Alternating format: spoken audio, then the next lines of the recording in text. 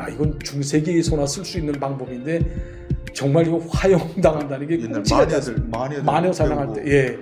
그러니까 이걸 들으면서 저는 막 소름이 돋았습니다, 진짜. 여러분 안녕하십니까? 예, 오늘 시간엔 또 아주 특별한 게스트를 모셨습니다. 여러분들 이미 방송을 통해서 아시는 분들 많겠지만은 오늘 모신 게스트는 유현우 쿠웨이트 주재 북한 대리대사님을 모셨는데 유튜브로서는 주성아 TV의 최초로 모셨습니다. 맞죠? 네, 맞습니다. 근데 제가 유 대사님을 모시게 된 계기가 있는데 한 달 전에 유 대사님이 책을 내셨습니다. 바로 제목이 김정은의 숨겨진 비밀 금고, 노동당 39호 실장 전일춘 딸과 사위 증언. 이 책을 냈습니다. 왜 너무 늦게 내셨어요? 오시자마자 좀 내시지. 근데 저는 이 책을 보면서 정말 쇼킹을 했습니다.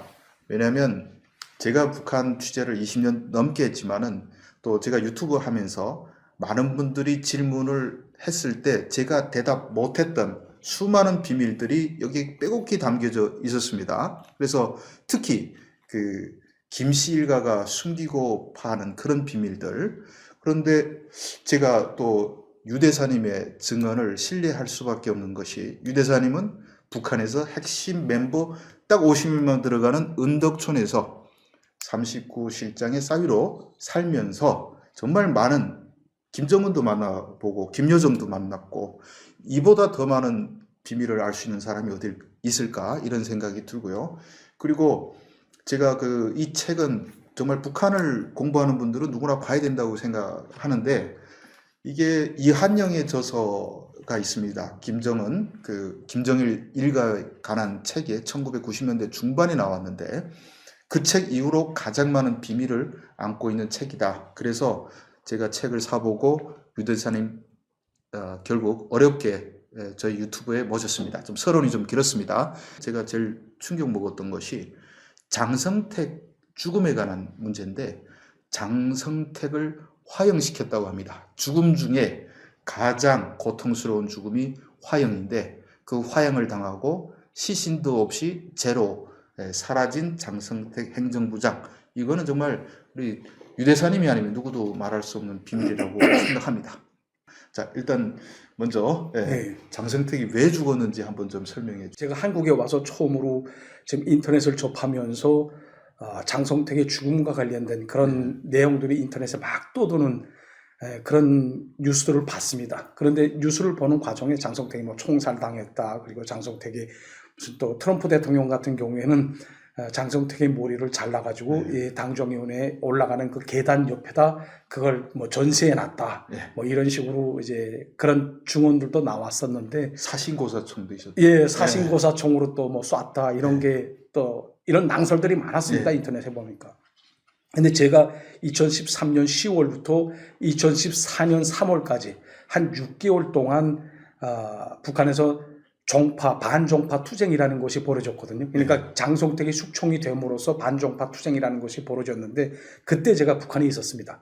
그러다 보니까 북한에서 그때 보고 듣고 느낀 그 모든 점에 대한 거를 제가 사실에 기초해서 이 책에다 담았거든요.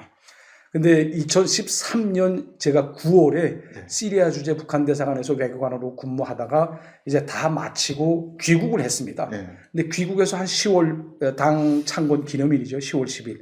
그 이후에 조금 있더니 당중앙위원회 행정부 일부 부장이었던 리룡하, 장수길이가 지금 고사총에 의해서 고사총으로 초용됐다는 겁니다. 근데 다시 말해서 14.5mm 고사총이라는 건 좀 설명을 해드린다면 제가 공군일사 35연대에서 군복무를 했습니다. 그러다 보니까 고사화력이라고 할 때 고사기관총이 14.5mm 그 기관총이 있는데 이거는 비행기를 맞추기 위해서 이렇게 사용되는 총이거든요. 그거로 사람을 쏘게 되면 사람이 형체도 없이 다 사라집니다. 사신으로 분당한 예, 맞습니다. 이렇게 사신이 있는 그 사신고사총인데 이거로 비행기를 잡는 총으로 사람을 쏟아나니까 이건 완전히 다 뼈고 뭐고 다 가루가 되거든요. 근데 처음으로 사신고사총이 등장한 것이 사용장애. 이게 그 장수길이하고 리룡하. 그러니까 장성택의 왼팔 오른팔로 되어 있던 이 사람들을 총살하기 위해서 사신고사총을 썼던 겁니다. 근데 이게 사건이 어떻게 발단이 됐냐면 사건 발단은 처음으로 이제 민간인이 군인 2명을 때려 죽인 그런 사건으로부터 이제 장성택의 그 사형까지 쭉 이어지는 그런 그 장성택 정파 반정파 투쟁의 소막이 열렸거든요. 예. 근데 그때 당시 이제 장성택에 대해서 쭉 보게 되면 장성택이 행정부 부장으로 2009년인가 그때 행정부장으로 이제 임명이 됩니다. 근데 2008년 8월인가 그때부터 김종일이가 뇌졸중을 앓으면서 이제 오른팔, 뭐 오른다리 이런 그 반신불수가 되거든요. 예. 예, 그러면서 아마 그 2009년 1월부터 김종운이를 후계자로 옹립하는 그런 그 후계자를 이제 후계자를 임명하고 후계자 우상화 작업을 시작했습니다. 이때부터.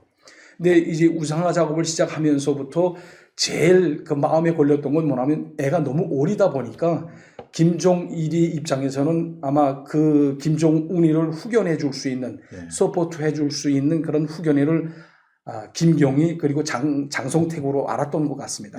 그래서 장성택이한테 약간 힘을 실어줬거든요. 그래서 이제 당중앙위원회 정치국 후보위원, 당중앙군사위원회 국방위원회 부위원장을 비롯해서 뭐 여러 직책을 맡았습니다. 그런데 이제 조금 이제 쭉 파워가 세지다 보니까 이 사람이 이제 안하무인격이 된 겁니다. 그래서 이제 2010년부터 김종일이가 평양시 10만 세대 살림집 건설을 위해서 행정부에다 이 살림집 건설을 맡아라 하고선 위임을 했거든요. 그래서 장성택이 그때부터 이제 평양시 수도건설에 필요한 그런 그 설비 자재들을 구입하기 위해서는 아무래도 외화가 필요하지 않습니까? 그래서 외화벌이를 하는 그런 회사들을 자기 산하에 다 하나하나 끌어 모았습니다. 그런 과정에 이제 인민무력부 총정치국에 54부라고 하는 것이 있었는데 이게 대외적으로는 강송무역회사로 통했습니다. 이 강송회사를 행정부 소속으로 들여왔습니다. 그리고 또 38호실이 2012년에 없어졌거든요. 그래서 38호실도 해체시키면서 삼경제위원회라는 것을 이제 발족을 시켰습니다. 새롭게. 그래서 이 삼경제위원회라는 것도 38호실 해체되면서 거기에 있던 각종 회사들이 이 삼경제위원회에 들어왔고 그 다음에 전신이었던 군수산경리부라는 그런 기관도 여기에 다 들어오게 됐습니다. 그러니까 한마디로 말해서 지금 그 당 행정부 소속으로 되어 있는 외화벌이 회사들이 하나둘 지금 자기 소속으로 귀속을 시키는 겁니다. 돈줄을 그러다 보니까 최종적으로 김종운이한테 들어가는 돈줄이 그 장성택의 돈줄로 다 이제 흘러 들어가는 것으로 되어 있습니다. 그러다 보니까 아무래도 충성 경쟁을 하자고 해도 그렇고, 그러니까 충성심을 불러일으키려고 선물 정치를 해야 되겠는데 돈이 있어야 되지 않습니까? 그리고 또 핵과 미사일을 뭐 단계적으로 발전을 시키려고 해도 김정은 입장에서는 돈이 있어야 되는 거예요. 근데 돈이 자기 주머니는 계속 말라가고 있고, 그리고 또 장성택의 주머니는 계속 불어나고 있고, 이런 상황이 돼버린 겁니다. 한마디로. 그러다 보니까 우선 돈줄이 말라가는데 불안을 느꼈던 거예요. 김정은이. 그 다음에 두 번째로 가장 큰 거는 당과 수령의 그 권위에 정면 도전에 나섰다. 이런 거거든요. 그러니까 한마디로 말하면 자기가 나이가 어림에도 불구하고 그래도 수령이지 않습니까? 이 수령한데 뭐 모든 것을 다 우존하고 모든 것을 다 수령을 충성으로 받도록 모셔야 되는데 장성택이가 안하무인격으로 뭐 이제 김정은을 완전히 이렇게 도외시하는 그런 것을 또 엿보였단 말이죠. 그러다 보니까 이제 김종운의 입장에서는 장성택을 부득이하게 처리를 해야 되겠다. 그렇게 생각을 하고 있었던 찰나에 사건이 하나 터졌습니다. 이게 뭐냐면 2013년 6월에 이제 김종일이 공군 1사 55연대라고 순천에 위치한 공군 비행 연대가 있습니다. 근데 55연대는 북한 공군에서 좀 현대적인 비행기라고 할 수 있는 미구 29 그리고 수호이 25와 같은 그런 현대적인 비행기들이 있거든요. 근데 아무리 현대적이라고 해도 1980년대 말 90년대 초에 생산된 비행기들이기 때문에 사실 전투기 성능은 뭐 나쁩니다. 한마디로 말해서. 그러니까 대한민국 공군에 비하면 굉장히 열악한 그런 상태라고 볼 수 있는데 그것을 이제 현지에서 지도를 하다가 보니까 이제 비행사들이 먹는 그런 식당에도 들른 거예요. 예. 비행사들의 식당에 들려서 이제 먹는 거를 쭉 지켜보니까 거기에 한심합니다.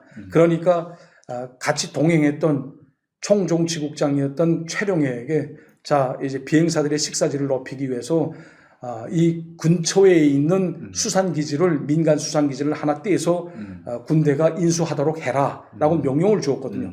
그리고 노동당 39호실에서는 비행사들에게 정기적으로 초콜릿 그리고 담배라든가 이런 걸 버터 이런 걸 무조건 공급해라 하고 지시를 줬습니다. 그래서 이제 최룡해가 그 지시를 받고 쭉 물색해 봤는데 그 근처에 있다는 건 옛날 그러니까 행정부로 지금 소속되어 있는 54부에서 가지고 있는 그 수산기지 하나였습니다. 그래서 그 수산기지를 이제 인계를 받아야 되니까 2013년 7월에 이제 6월에 방문을 하고 그 뒤끝에 7월에 공문으로 해서 기업문건으로 발송을 했습니다. 노동당 행정부에다. 근데 행정부에서 이제 장수길이가 이걸 맡아봤으니까 보고 자기 아무래도 부장인 장성택이한테 원래 보내야 되지 않습니까? 그래서 이제 원래 보내서 이 수산기지를 넘겨주는 곳으로 해야 된다는 최고사령관 명령이 떨어졌다는 걸 장성택이한테 보고했는데 3개월이 지나도록 이 사인이 나오지 않은 거예요, 비준이. 그러다 보니까 장수길이도 이걸 속수무책으로 3개월 동안 깔아뭉갰습니다. 근데 북한에서는 다 아시다시피 방침 집행 대장이라는 게 있습니다. 예. 김정은의 방침을 제 기일 내에 무조건 집행을 해야 되니까 방침 집행 대장이라는 걸 만들어 놓고 있는데 이제 3개월이 지났으니까 이제 10월, 11월 아닙니까? 그러니까 10월 달에 보니까 이제 12월 달 중에 되게 되면 방침 총괄을 하고 이거 방침을 집행 못했다 하게 되면 다음 해로 2월 하거든요.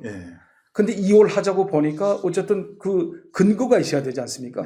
그래서 이 사람들을 파견을 총정치국에 있는 그런 산하에 있는 그 군인들 하면 뭐 군관 그다음에 뭐 군인들을 거기에 파견했던 것 같습니다. 그래서 파견해서 자 최고사령관 명령으로 우리가 이걸 인계받게 됐으니까 그걸 달라. 그리고 힘들다면 우리 인계 인수 목록을 만들어 왔으니까 그걸 하나하나 체크를 하면서 이걸 확인을 하자. 이렇게 됐는데 이제 54부 지금 현재는 노무자죠. 옛날엔 54부에 속해 있던 군인들이었었는데 지금은 행정부 소속으로 들어갔으니까 다 노무자로 되었습니다. 그러니까 민간인으로 다 전락이 된 겁니다.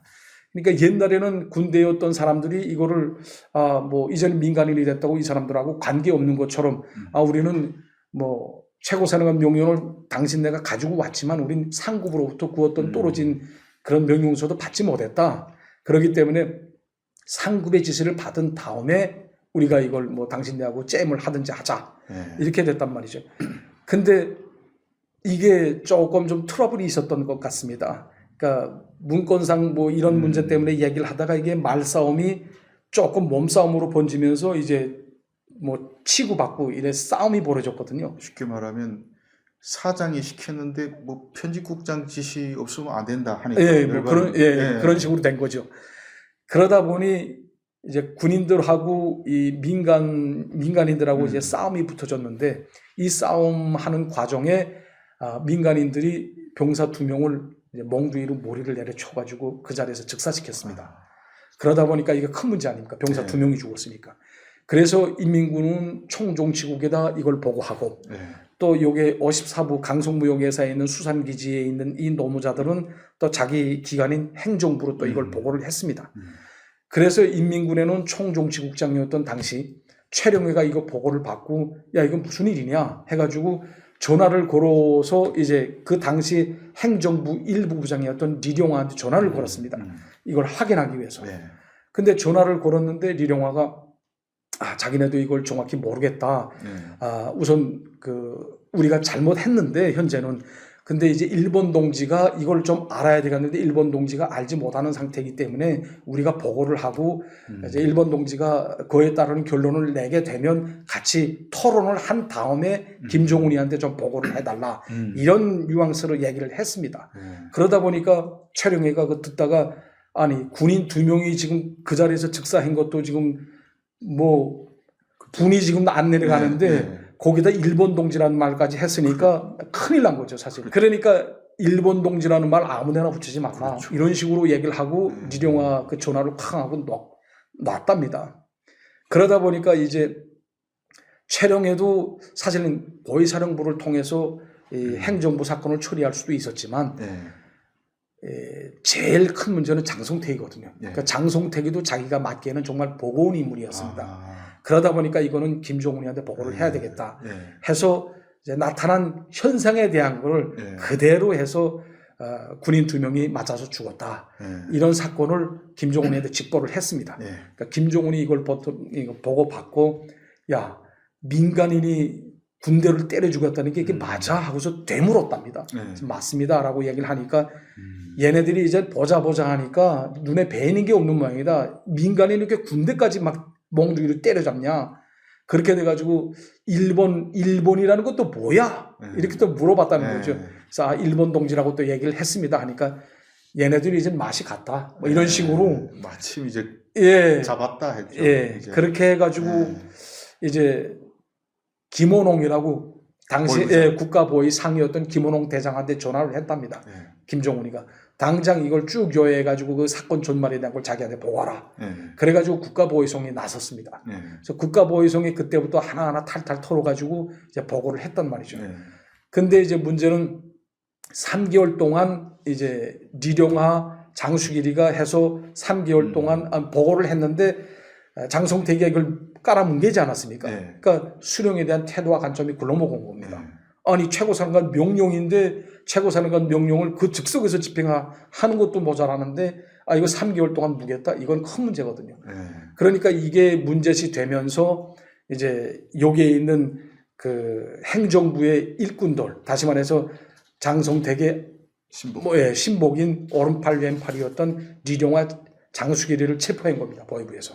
그 다음에 쭉 그 내용 전말에 대한 거를 다 이제 캐가지고 김종훈이한테 보고를 했는데 김종훈이가 당장 사형시키라. 그렇게 돼서 이제 총살이 집행이 된 겁니다. 근데 그때 처음 북한 역사상 처음으로 사형의 사신고사청에 등장한 게 이때 처음이랍니다. 근데 저희 장인어른을 비롯해서 이제 중앙당 고위 간부들을 몽땅 다 갔거든요. 그 사형장에. 장성택도 갔나요? 장성택도 같이 갔답니다. 제일 앞에 앉혀놨 아마 제일 앞에 앉혀놓은 것 같습니다. 그래서 이제 기본 당정연의 부장급 이상 되는 사람들이 앞에 쭉 소열대로 다 앉고, 그다음에 저게 이제 지금 사형장에 끌고 나왔는데 이 사람들 이 백포 같은 거 있지 않습니까? 그거를 씌웠답니다. 그래서 그걸 벗기니까 아마 요게 맞은 흔적이 쭉 있고, 그리고 또 이 사람들이 올이 나간 상태래요. 그러니까 아마 이런저런 사형장에 나와서 말할 수 있으니까 그래서 아마 좀 정신을 혼미하게 그렇게 만들었던 것 같습니다. 그래서 이 사람들 나와가지고 오리봉봉해서 있는데 뭐 총살에 좋아한다 뭐 해가지고 쐈다는 거죠. 쐈는데 고사기관 총으로 뚜룩 하고 나가니까 이 사람들이 발목 하나만 남겨놓고 그저 온통 뼈가 다 아작이 나는 게 아닙니까? 다 뼈가루가 가루가 돼서 살점이 다 떨어져 나가거든요. 비행기 잡는 총이니까. 그러니까 그거 있습니다. 영상 보면 사신고사총 맞는 영상이 있는데 끔찍합니다. 그러니까 그때 처음으로 사신고사총에 등장을 해서 이제 사용에 이용당한 건 이때가 처음이라고 합니다. 이용한 거는. 김정일도 안 했던 걸 김정일 진짜 잔인한 놈이네. 그래서 이제 그게 끝난 이후에 간부들이 아마 그때 당시에는 간부들이 이렇게 막 오줌 싸는 사람들도 다 있었대요. 근데 그러다 보니까 바지에 막 오줌이 흘러내려오고 막 사람들이 부들부들 떨고 그랬답니다.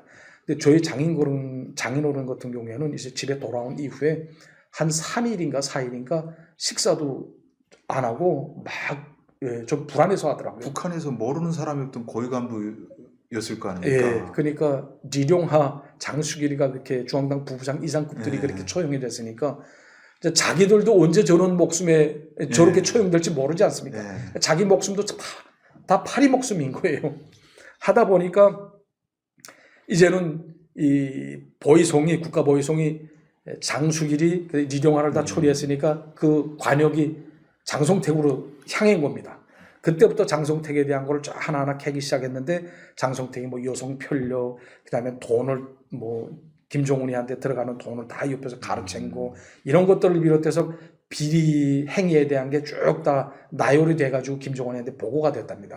근데 보니까 뭐 김혜경이라는 그 여자, 그다음에 배우. 백미경이라는 그 또 송악 가수가 있거든요. 그러니까 그런 여성을 비롯해서 어쨌든 장성택이 좀 예뻐했던 여성들하고 치종 관계를 좀 많이 맺었던 것 같습니다. 김혜경이 같은 경우에는 저게 그 평양시 중구역에 오탄동이라고 있거든요. 이렇게 예. 오탄동에 아주 그 높은 아파트에 아주 그 럭셔리한 아파트가 있는데 그 아파트에 한 3칸짜리 이 3칸짜리 집을 그러니까 장성택이 그걸 줬답니다. 그래서 자기 아들하고 그러니까 아들이 한간에서 도는 말에 의하면 그 아들이 장성택이 아들이었다고 그렇게 얘기를 하더라고요. 그러니까 장성택이하고 이제 김혜경이 그러니까 아들 3명이서 찍은 그 사진이 집에 들어가게 되면 고실에 붙여 있다고 합니다. 그러니까 그렇게 뭐 한 가족처럼 예. 그렇게 보이는 듯한 그런 사진까지 있었던 걸 봐서는 이게 치정 관계에 있던 그런 내연 관계에 있던 게 사실이다. 이런 게 한간에서 쭉 돌았거든요. 어찌됐든 그 일로 해가지고 이제 많은 사람들이 다 처형이 됐습니다. 그리고 운전기사가 제일 잘 알지 않습니까? 예. 동선에 대한 예. 파악을 제일 잘하는 사람이 운전기사니까 예. 자기가 한번 보혜송에 끌려가서 장성택이가 어디 갔댔는가 이런 걸 다 불라 하니까 이 사람도 겁이 덜커덕 난 겁니다. 어차피 내가 죽는 목숨이다. 이런 걸 알았으니까 아무래도 뭐 가족과 함께 이제 가족도 정치범 수용소에 갈 건 뻔하니까 이렇게 욕보이면서 살 것 같으면 차라리 죽는 게 제일 낫겠다. 이렇게 생각을 하고 이 사람이 그날에 가스를 틀어놓고 자기 그리고 운전기사 그리고 어머니를 모시고 있었답니다. 어머니, 아내, 아들 둘 이렇게 몽땅 다 가스 먹고 죽었다고 하더라고요. 그 다음에 또 소기가 있었는데 비소죠. 비소. 한국에서는 비소라고 얘기를 하는데 이 장성택이 소기가 아무래도 장성택의 일거일동에 대한 걸 너무나도 잘 아니까 이 사람도 자기가 죽는다는 걸 뻔히 알았으니까 11층이 자기 집이었었답니다. 11층에서 내려 떨어져서 자살해 죽고 그 다음에 그 아내하고 딸이 있었는데 그 딸들 다 이렇게 집에서 전기줄로 목매달아서 죽었다고 합니다. 죽이고 자기가 떨어졌다. 예. 그렇게 해서 장성택과 용관이 있던 사람들이 몽땅 다 죽었습니다. 그 다음에 장성택이를 처형하지 않습니까? 예. 근데 장성택이에 대해서 이제 처형 사실에 대한 거를 아마 제 생각에는 그 김경희한테 김정은이 그 치종 관계 뭐 이 모든 것을 다 보여줬던 것으로 알고 있습니다. 여자가 이렇게 많다. 예, 여자가 이렇게 많고 죽어 마땅한 놈인데 고모의 승인이 없이 고모부를 이렇게 마음대로 처형을 할 수가 없죠, 사실. 그리고 저 집안에 유일하게 살아남은 어른인데 그 어른을 무시하고 김정은이가 이렇게 할 리는 없다고 저는 생각합니다, 개인적으로. 그렇기 때문에 아마 김경희가 이걸 알았을 수 있는 가능성이 크다. 그런데 김경희하고 사실 장성택이하고는 2006년 이후부터 사실 별거 생활을 한 그런 상태라고 생각됩니다. 왜냐하면 그때 그 두 사람의 그 혈연 쪽 끼인을 이어주고 있던 그런 장금송이라는 딸이 있었는데 이 딸이 프랑스에 유학을 하고 있던 상태였습니다. 그때. 그러다가 이제는 조국에 들어오라 평양으로. 그렇게 이제 지시가 나갔으니까 이제 자기가 들어가게 되면 어쨌든 자유를 맛본 여자 아닙니까? 이제 들어가게 되면 자기가 자유도 없고 이 정말 답답한 이 북한에서 내가 어떻게 살겠냐. 김씨 패밀리인데도. 예. 그리고 또 더욱이 중요한 거는 아마 그때 사랑하는 남자가 아마 프랑스에서 같이 있었던 것 같습니다. 그러다 보니까 뭐 이것저것 생각하고 자결을 한 것 같아요. 그래서 자살을 해가지고 이 프랑스에서 시신이 그 운구를 비행기에 실어가지고 북한으로 왔습니다. 그 다음부터 이제 장성택 그리고 김경희 사이가 점점 멀어지기 시작했고 또 이제 행사라든가 행사를 저의 처갓집에서는 파티를 가리켜서 행사라고 했었거든요. 그러니까 파티에 참가하게 되면 장성택이를 가리켜서 김경희가 야 장부장 너 이 새끼 말이야 뭐 이런 식으로 막 쌍발을 했다고 합니다. 그러다 보니까 장성택이도 좀 미안하잖아요. 그 사람들 많은 데서 자기 그 뭐라 그럴까 위신이 땅바닥에 떨어지니까 그러니까 뭐 김경희가 이렇게 취해서 지금 그런다고 이런 식으로 해서 모면을 했다고 합니다. 어찌됐든 그런 사건이 있은 다음에 아마 그 장성택이 그러니까 장성택이 이제 사용을 집행했는데 한간에서는 무슨 사용이다, 뭐 고사기관총으로 쐈다, 뭐 이런 말들이 많지 않습니까? 근데 저의 장인어른이 2013년 12월 29일부터 31일까지 2014년 1월 1일에 마식령 스키장이 개장이 됐습니다. 예. 근데 그 바로 전에 29일부터 31일까지 김정은이 자기 측근들과 함께 요게 그 휴식의 한때를 좀 보내야 된다 해가지고 설 전에 아마 몇 명이 같이 갔던 것으로 알고 있습니다. 한 10명 갔나요? 예, 뭐 그때 보니까 최룡해, 김양건, 뭐 강석주, 전일춘, 뭐 마원춘을 비롯해서 박명철 이런 사람들 한 10명이 갔던 것으로 알고 있습니다. 근데 거기서 이제 저녁 식사를 하겠는데 저녁 식사를 하면서 김정은이가 장성택의 처형에 대한 걸 얘기를 했답니다. 그때 장성택이를 처형할 때 그 상황에 대한 걸 얘기를 하면서 원래 저놈을 장군님 3년상이 지난 다음에 내가 처리를 하려고 했었는데 하루하루 놀아나는 꼴목제의가 너무 과간이어서 할 수 없이 내가 부득불 처리를 할 수밖에 없었다. 그리고 저놈은 당과 수령의 권위에 정면으로 도전해 나선 놈이기 때문에 이 땅에 묻힐 자격이 없는 놈이다. 총알도 아깝다. 그래서 내가 화용으로 사용을 집행하라고 지시를 했다. 이렇게 얘기를 하더라고요. 그래서 그때 화용으로 집행됐다. 야, 이건 중세기에서나 쓸 수 있는 방법인데 정말 이거 화용당한다는 게 옛날 끔찍하지 않습니까? 마녀 사냥할 때. 예. 그러니까 이걸 들으면서 저는 막 소름이 돋았습니다. 진짜. 장성택이 이제 뼈도 안 남고 예. 다 가루돼서. 그리고 또 뭐 보게 되면 사형 판결문에도 이 땅에 장성택 놈은 이 땅에 묻힐 자격이 없는 놈이라고 딱 쓰여져 있습니다. 야, 그렇게 됐으니까. 결국은 그 장성택이 그 돈 싸움이네요. 결국은 요만큼 장성택이 조금만 꺼내놔도 안 죽었을지도 모르겠는데. 네, 거기다가 또 좀 그 뭐라고 할까 이제 너무 기고만장. 북한에서는 권력의 중심이 누구라는 게 다 알려져 있지 않습니까? 김씨 패밀리다 하면 김씨 패밀리인 것처럼 이 사람이 잘못 생각한 겁니다. 자기가 교과지라는 걸 좀 알아야 되겠는데 자기도 권력의 중심에 있는 것처럼 똑같이 김정은이하고 놀겠다고 했으니까. 근데 문제는 그겁니다. 김정은이도 사실 나이는 어리지만 그 할아버지, 아버지 때부터 물려받은 DNA가 있지 않습니까? 그러니까 자기의 정치적 반대파라고 생각한 거는 김일성이든 김정일이든 무조건 다 숙청하지 않았습니까? 그러니까 손자도 아마 그 피를 이어받았다고 저는 보거든요. 그러니까 봄의 새끼이기 때문에 얘도. 그러니까 똑같이 아마 자기의 권위를 좀 훼손시키고 자기의 그 권위의 정면으로 도전하는 그런 사람에 한해서는 무자비하게 갈겼을 거라고 생각됩니다. 근데 장성택 숙청한 이후에 한국에서는 뭐 몇천 명이 처형됐다 막 이런 얘기들이 돌았는데 그때 평양에 계셨죠? 예, 그러니까 제가 알고 있기에는 한 3,000명 정도가 직접 처형된 거로 알고 있습니다. 그리고 또 이게 이제 처형이 됐다 하게 되면 북한은 또 연좌제가 있지 않습니까? 그러다 보니까 그 딸린 가족 친척들까지 다 합치게 되면 아마 10,000명 이상이 피해를 본 것으로 알고 있습니다. 예, 그렇게 된 걸로 알고 있습니다. 뭐 철직되고 추방된 건 더 말할 그건 더 말할 수 없고, 그리고 저희가 이제 2014년 1월 달부터 시작해서 이제 전면적으로 전 당의 반정파 투쟁이라는 것이 이제 벌어졌거든요. 거기에 매일과 같이 3개월 동안 비판서를 썼습니다. 그러니까 당의 유일적 용도 체계 확립의 10대 원칙이라는 것이 있거든요.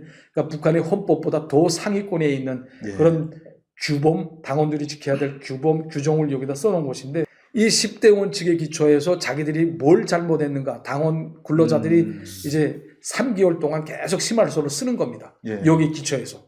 뭐 예를 들어서 뭐 동향, 동창, 사제 관계와 같은 안면 종실 관계에 의해서 서로 끼리끼리 종파를 형성한 일이 없는가, 뭐 이런 게 다 율적 용도 체계 확립의 10대 원칙에 나와 있지 않습니까? 거기에 준해서 하나하나 다 써야 되는 거예요. 얼마나 고리타분한지 모릅니다. 거기에다가 또 문제는 뭐냐면 3개월이 지난 다음에 사상투쟁회의라는 걸 했거든요. 근데 나는 그때 사상투쟁회의를 그 강당에서 하는데 보면서 사람들이 올라가 서게 되면 그 사람들을 집중 비판하거든요. 근데 막 책상을 치면서 막 동무하면 막 침까지 막 튕기는 그 모습을 처음 봤습니다. 그때 제가 보면서 야, 이게 정말 인민대중 중심의 우리식 사회주의라고 하는 이 사회, 그러니까 사람의 그냥 존엄 높은 사람이라고 일컫는 이런 사회가 주체 사상을 신봉하는 이런 사회가 과연 인간을 위한 인간다운 사회인가 이런 걸 제가 뼈저리게 느꼈거든요 그때. 뭐 북한 사회의 부조리에 대한 거를. 3,000명 죽고 막 하루아침 막 뭐 죽으니까 사회적 분위기가 사람들 다 완전히 눈 말이 돌아가- 아니었습니다. 눈 돌아간 예. 거죠. 예. 그러니까 뭐 오늘 자고 깨나게 되면 이제 뭐 옆에서 오는 사람이 또 없어졌대. 뭐 내일 자고 깨나게 되면 또 누가 없어졌대. 뭐 자꾸 그러니까 사회적 분위기 자체가 야 이게 무슨 집단의 단합 이런 것보다는 진짜 어쨌든 결국 돈 싸움이고 독재자는 나라의 돈을 자기 주머니에 다 틀어지지 못하면 결국 힘을 잃습니다. 그래서 그 장성택이가 너무 돈주머니를 너무 키웠던 것 같고 그리고 결론은 장성택 화형됐답니다. 이거를 아마 북한에서 아는 사람은 10명도 안 됐는데 유 대사님은 아까 설명하다시피 이 장인 장모가 오가는 얘기를 같은 집에서 들으면서 사실을 파악했습니다. 결국 결론 장성택 불태워 죽였다. 가장 잔인한 방법으로 가장 고통스럽다는 죽음인 화형으로 죽였다. 이 말씀 드리면서 1부를 마치도록 하겠습니다. 다음에는 또 다른 주제로 다음에는 김옥의 죽음에 대해서 우리가 다뤄보려고 합니다. 여러분 시청해 주셔서 감사합니다. 그래서 김정은이가 아마 무덤에서 그걸 지켜봤으면 야 내가 김옥이를 얼마나 사랑했는데 이놈의 새끼가 그렇게까지 잔인할 아마 화가 났을 것 같은데요. 김정은 여러분 안녕하십니까. 네, 오늘 시간에도 저번 시간에 이어서 유현우 전 쿠웨이트 주재 북한 대리 대사님을 모시고 북한 내부의 속사정 유 대사님만 알 수 있는 진짜 내밀한 정보들이 있습니다. 이 김씨 집안의 일은 정말 이거 우리가 바깥에서 알 수 없는데 그 은밀한 내용들을 집합한 저서 김정은의 숨겨진 비밀 금고 그리고 여기 보시면 노동당 39실장 전일춘 딸과 사위 증언 이 책을 6년 만에 나왔는데 제가 이 책을 보면서 야 이거는 이 이한영 예전에 쓴 책 대동강 로열 패밀리 서울 자맹 뭐 그 책하고 성혜랑의 책 등나무집 이후로 김씨 로열 패밀리에 대해서 가장 상세한 정보들을 담고 있는데 그 정보가 또 엄청나게 신뢰성이 있을 수밖에 없습니다. 이게 김정은의 그 비밀 금고직인 39호 실장 장인이 직접 다 그쪽을 통해서 나온 정보이기 때문에 그리고 이한영의 책은 김정일 시대라면 정말 김정은 시대에는 이 책을 보지 않고서는 북한에 대해서 우리가 말할 수가 없다. 그래서 제가 책을 보고 감탄해서 유 대사님을 모셨는데 오늘은 역시 이 책에 서술된 내용입니다. 김옥의 죽음. 제가 유튜브 하면서 김옥 어떻게 죽었습니까? 안 나오는데 죽은 것 같은데 저도 어떻게 합니까? 몰라요. 근데 유 대사님은 알고 계시더라고요. 그래서 오늘 주제 김옥은 어떻게 됐냐? 왜 그렇게 됐냐? 이거를 한번 얘기하도록 하겠습니다. 예, 대사님 김옥에 대해서 일단 혹시 모르는 분들 계실까봐 한번 좀 설명해 주십시오. 예, 김옥은 김종일의 넷째 부인으로 알려져 있습니다. 그러니까 첫째가 그 송혜랑으로 되어 있죠. 송혜린. 송혜린. 그리고 둘째가 김용숙, 셋째가 고용희, 넷째가 김옥 이렇게 되어 있습니다. 그래서 넷째 부인으로 알려져 있는데 이제 김옥이 1964년생입니다. 1964년생이고 아버지는 김효, 어머니는 황숙이거든요. 근데 이제 김효 부부장이라고 재정경리부 그 만총산 연구소를 비롯해서 만순강 연구소를 담당해 본 그런 담당 부부장이 바로 김효 부부장이었습니다. 그러니까 김효 부부장이 기초과학원 부원장도 했었거든요. 그래서 이제 기초과학원 부원장을 할 때 이제 그 김옥이 평양 음악미용대학 피아니스트로 피아노를 전공을 했고 이제 왕산 경음악단 피아니스트로 전출이 돼서 갑니다. 그래서 왕산 경음악단에서 1년 동안 피아니스트로 활동을 하다가 본부 소기실 김종일이 있는 그런 본부 소기실 소기로 발탁이 돼서 또 가거든요. 그래서 이때부터 김종일의 본부 소기실 소기로 활동을 했습니다. 근데 김옥이는 한마디로 말하면 좀 여성스럽고 또 성격이 매우 차분하고 그리고 품성이 아주 좋았다고 합니다. 네. 들리는 말에 의하면. 김종일이 어느 정도였었냐면 김종일이 이제 행사에 참가한 김여부 부장에게 딸을 정말 똑부러지게 잘 키웠다. 품성도 좋고 맡겨진 일을 책임적으로 잘한다. 예. 그렇게 칭찬을 했다고 합니다. 그럴 정도로 김옥이 김종일의 큰 총애를 받고 사랑을 받았던 여성인데 그러니까 2005년부터 김종일과 김옥이 서로 동거를 시작했다고 합니다. 그러니까 2004년에 고영희가 사망하지 않습니까? 그래서 유방암으로 이제 사망한 이후부터 2005년부터 정식 동거 생활을 하기 시작했는데 그때부터 이제 측근 간부들도 김옥이를 가리켜서 소기동지라고 불렀답니다. 예, 그럴 정도로 사모님은 아니고요. 예, 정식 결혼식을 하지 않았으니까 아마 소기동지라고 불른 것 같고 그리고 2008년 8월에 뇌졸중으로 김종일이가 쓰러지지 않았습니까? 예. 그때 병원에 입원했을 때 그 간호한 사람이 바로 김옥이라고 합니다. 예. 예, 그러니까 김종일을 아마 잘 간호했고 그리고 반신불수가 되다 보니까 김종일이 이제 오른팔, 오른다리 이런 걸 잘 못 쓰지 않습니까? 이렇게 절반을 못 쓰니까 그리고 또 이제 입술이 약간 찌그러지면서 이제 밥을 먹는다거나 그다음 말을 할 때 침이 약간씩 흘러내렸답니다. 그때마다 이렇게 수건으로 계속 침도 닦아주고 하는 걸 봐서는 정말 그 정성이 대단하다. 그렇게 측근 간부들도 아주 김옥에 대해서 칭찬이 자자했다고 합니다. 근데 김옥이 이제 아무래도 김옥이 부인이 되지 않았습니까? 김종일의 부인이 되다 보니까 황숙이라는 자기 어머니가 또 말을 좀 많이 하는 수다쟁이였습니다. 그러다 보니까 이제 이권사를 잘 못하고 뭐 우리 딸이 장군님 부인이 됐다 하면서 동네방네 자랑을 하면서 다녔거든요. 그래서 김종일의 귀에까지 이게 들어오다 보니까 야 얘네들을 따로 관리해서 사는 그러니까 입을 아무 말이나 못하도록끔 하기 위해서는 독립시켜서 생활을 하게끔 해야 되거든요. 그래서 이제 김옥의 아버지 어머니가 소기도로 하고 같이 살았답니다. 그 아파트에서. 거기는 격리된 아파트. 예, 완전히 격리된 아파트이기 때문에. 그래서 같이 살았고 그리고 또 이때부터 아무래도 김옥의 형제들이 2남 1녀인데 제일 맞이거든요, 김옥이가.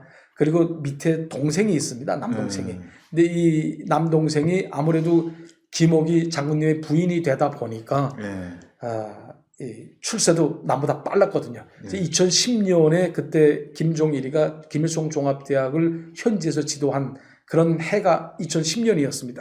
그때 이제 김일성 종합대학의 교원으로 있던 그 동생 김균이라고 합니다. 김옥이 동생이. 이 김균이 김일성 종합대학 화학학부를 졸업하고 교원 생활을 하고 있었는데 김종일이가 이제 김일성 종합대학을 방문하면서 뭐 훌륭히 잘 키우라고 그래서 그 자리에서 즉석에서 과학부총장이라는 자리에 앉히거든요. 그래서 40대밖에 안 됐을 텐데. 그러니까 젊은 나이에 벌써 과학부총장이 됐습니다. 근데 이 옆에 있는 그런 그 교직원들이 가만 보니까 나이가 젊었음에도 불구하고 아주 건방지고 뭐 오만방자함이 이런 말할 수 없거든요. 그러니까 우리 누이가 뭐 누군지 알지 뭐 김종일이 부인이라는 그런 식으로 또 자랑을 하면서 다녔습니다. 그러니까 장군님 처남이야. 뭐 그런 식으로.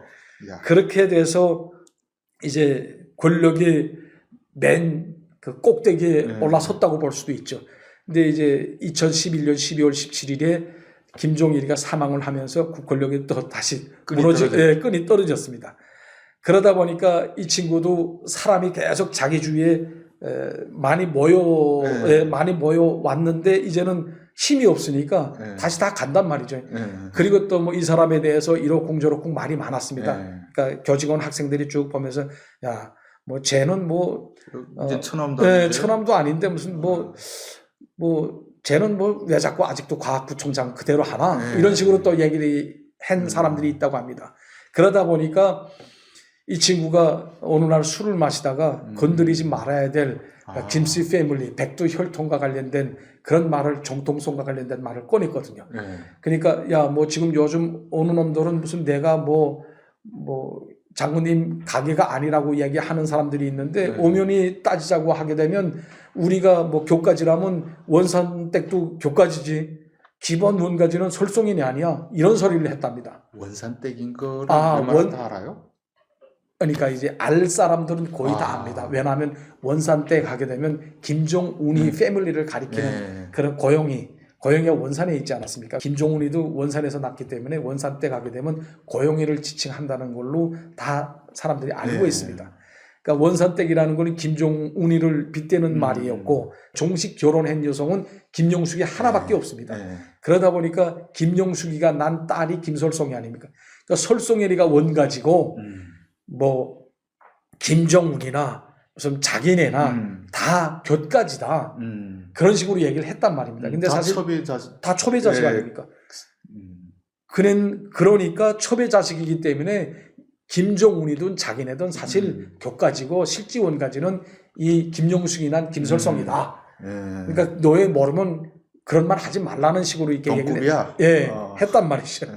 근데 사실 백두 혈통과 관련돼서 제일 큰 정통성에 대해서 트라우마를 가지고 있는 사람이 김종운이 아닙니까? 김종운이 뭐 어머니로 말하면 제일동포니까 제일동포들은 아시다시피 제일동포 그다음에 뭐 남선 출신 뭐 국군 포로 탈북자 이런 가족들은 대부분 당 뭐 보위 안전 사법 검찰과 같은 그런 권력기관에 들어갈 수가 없습니다.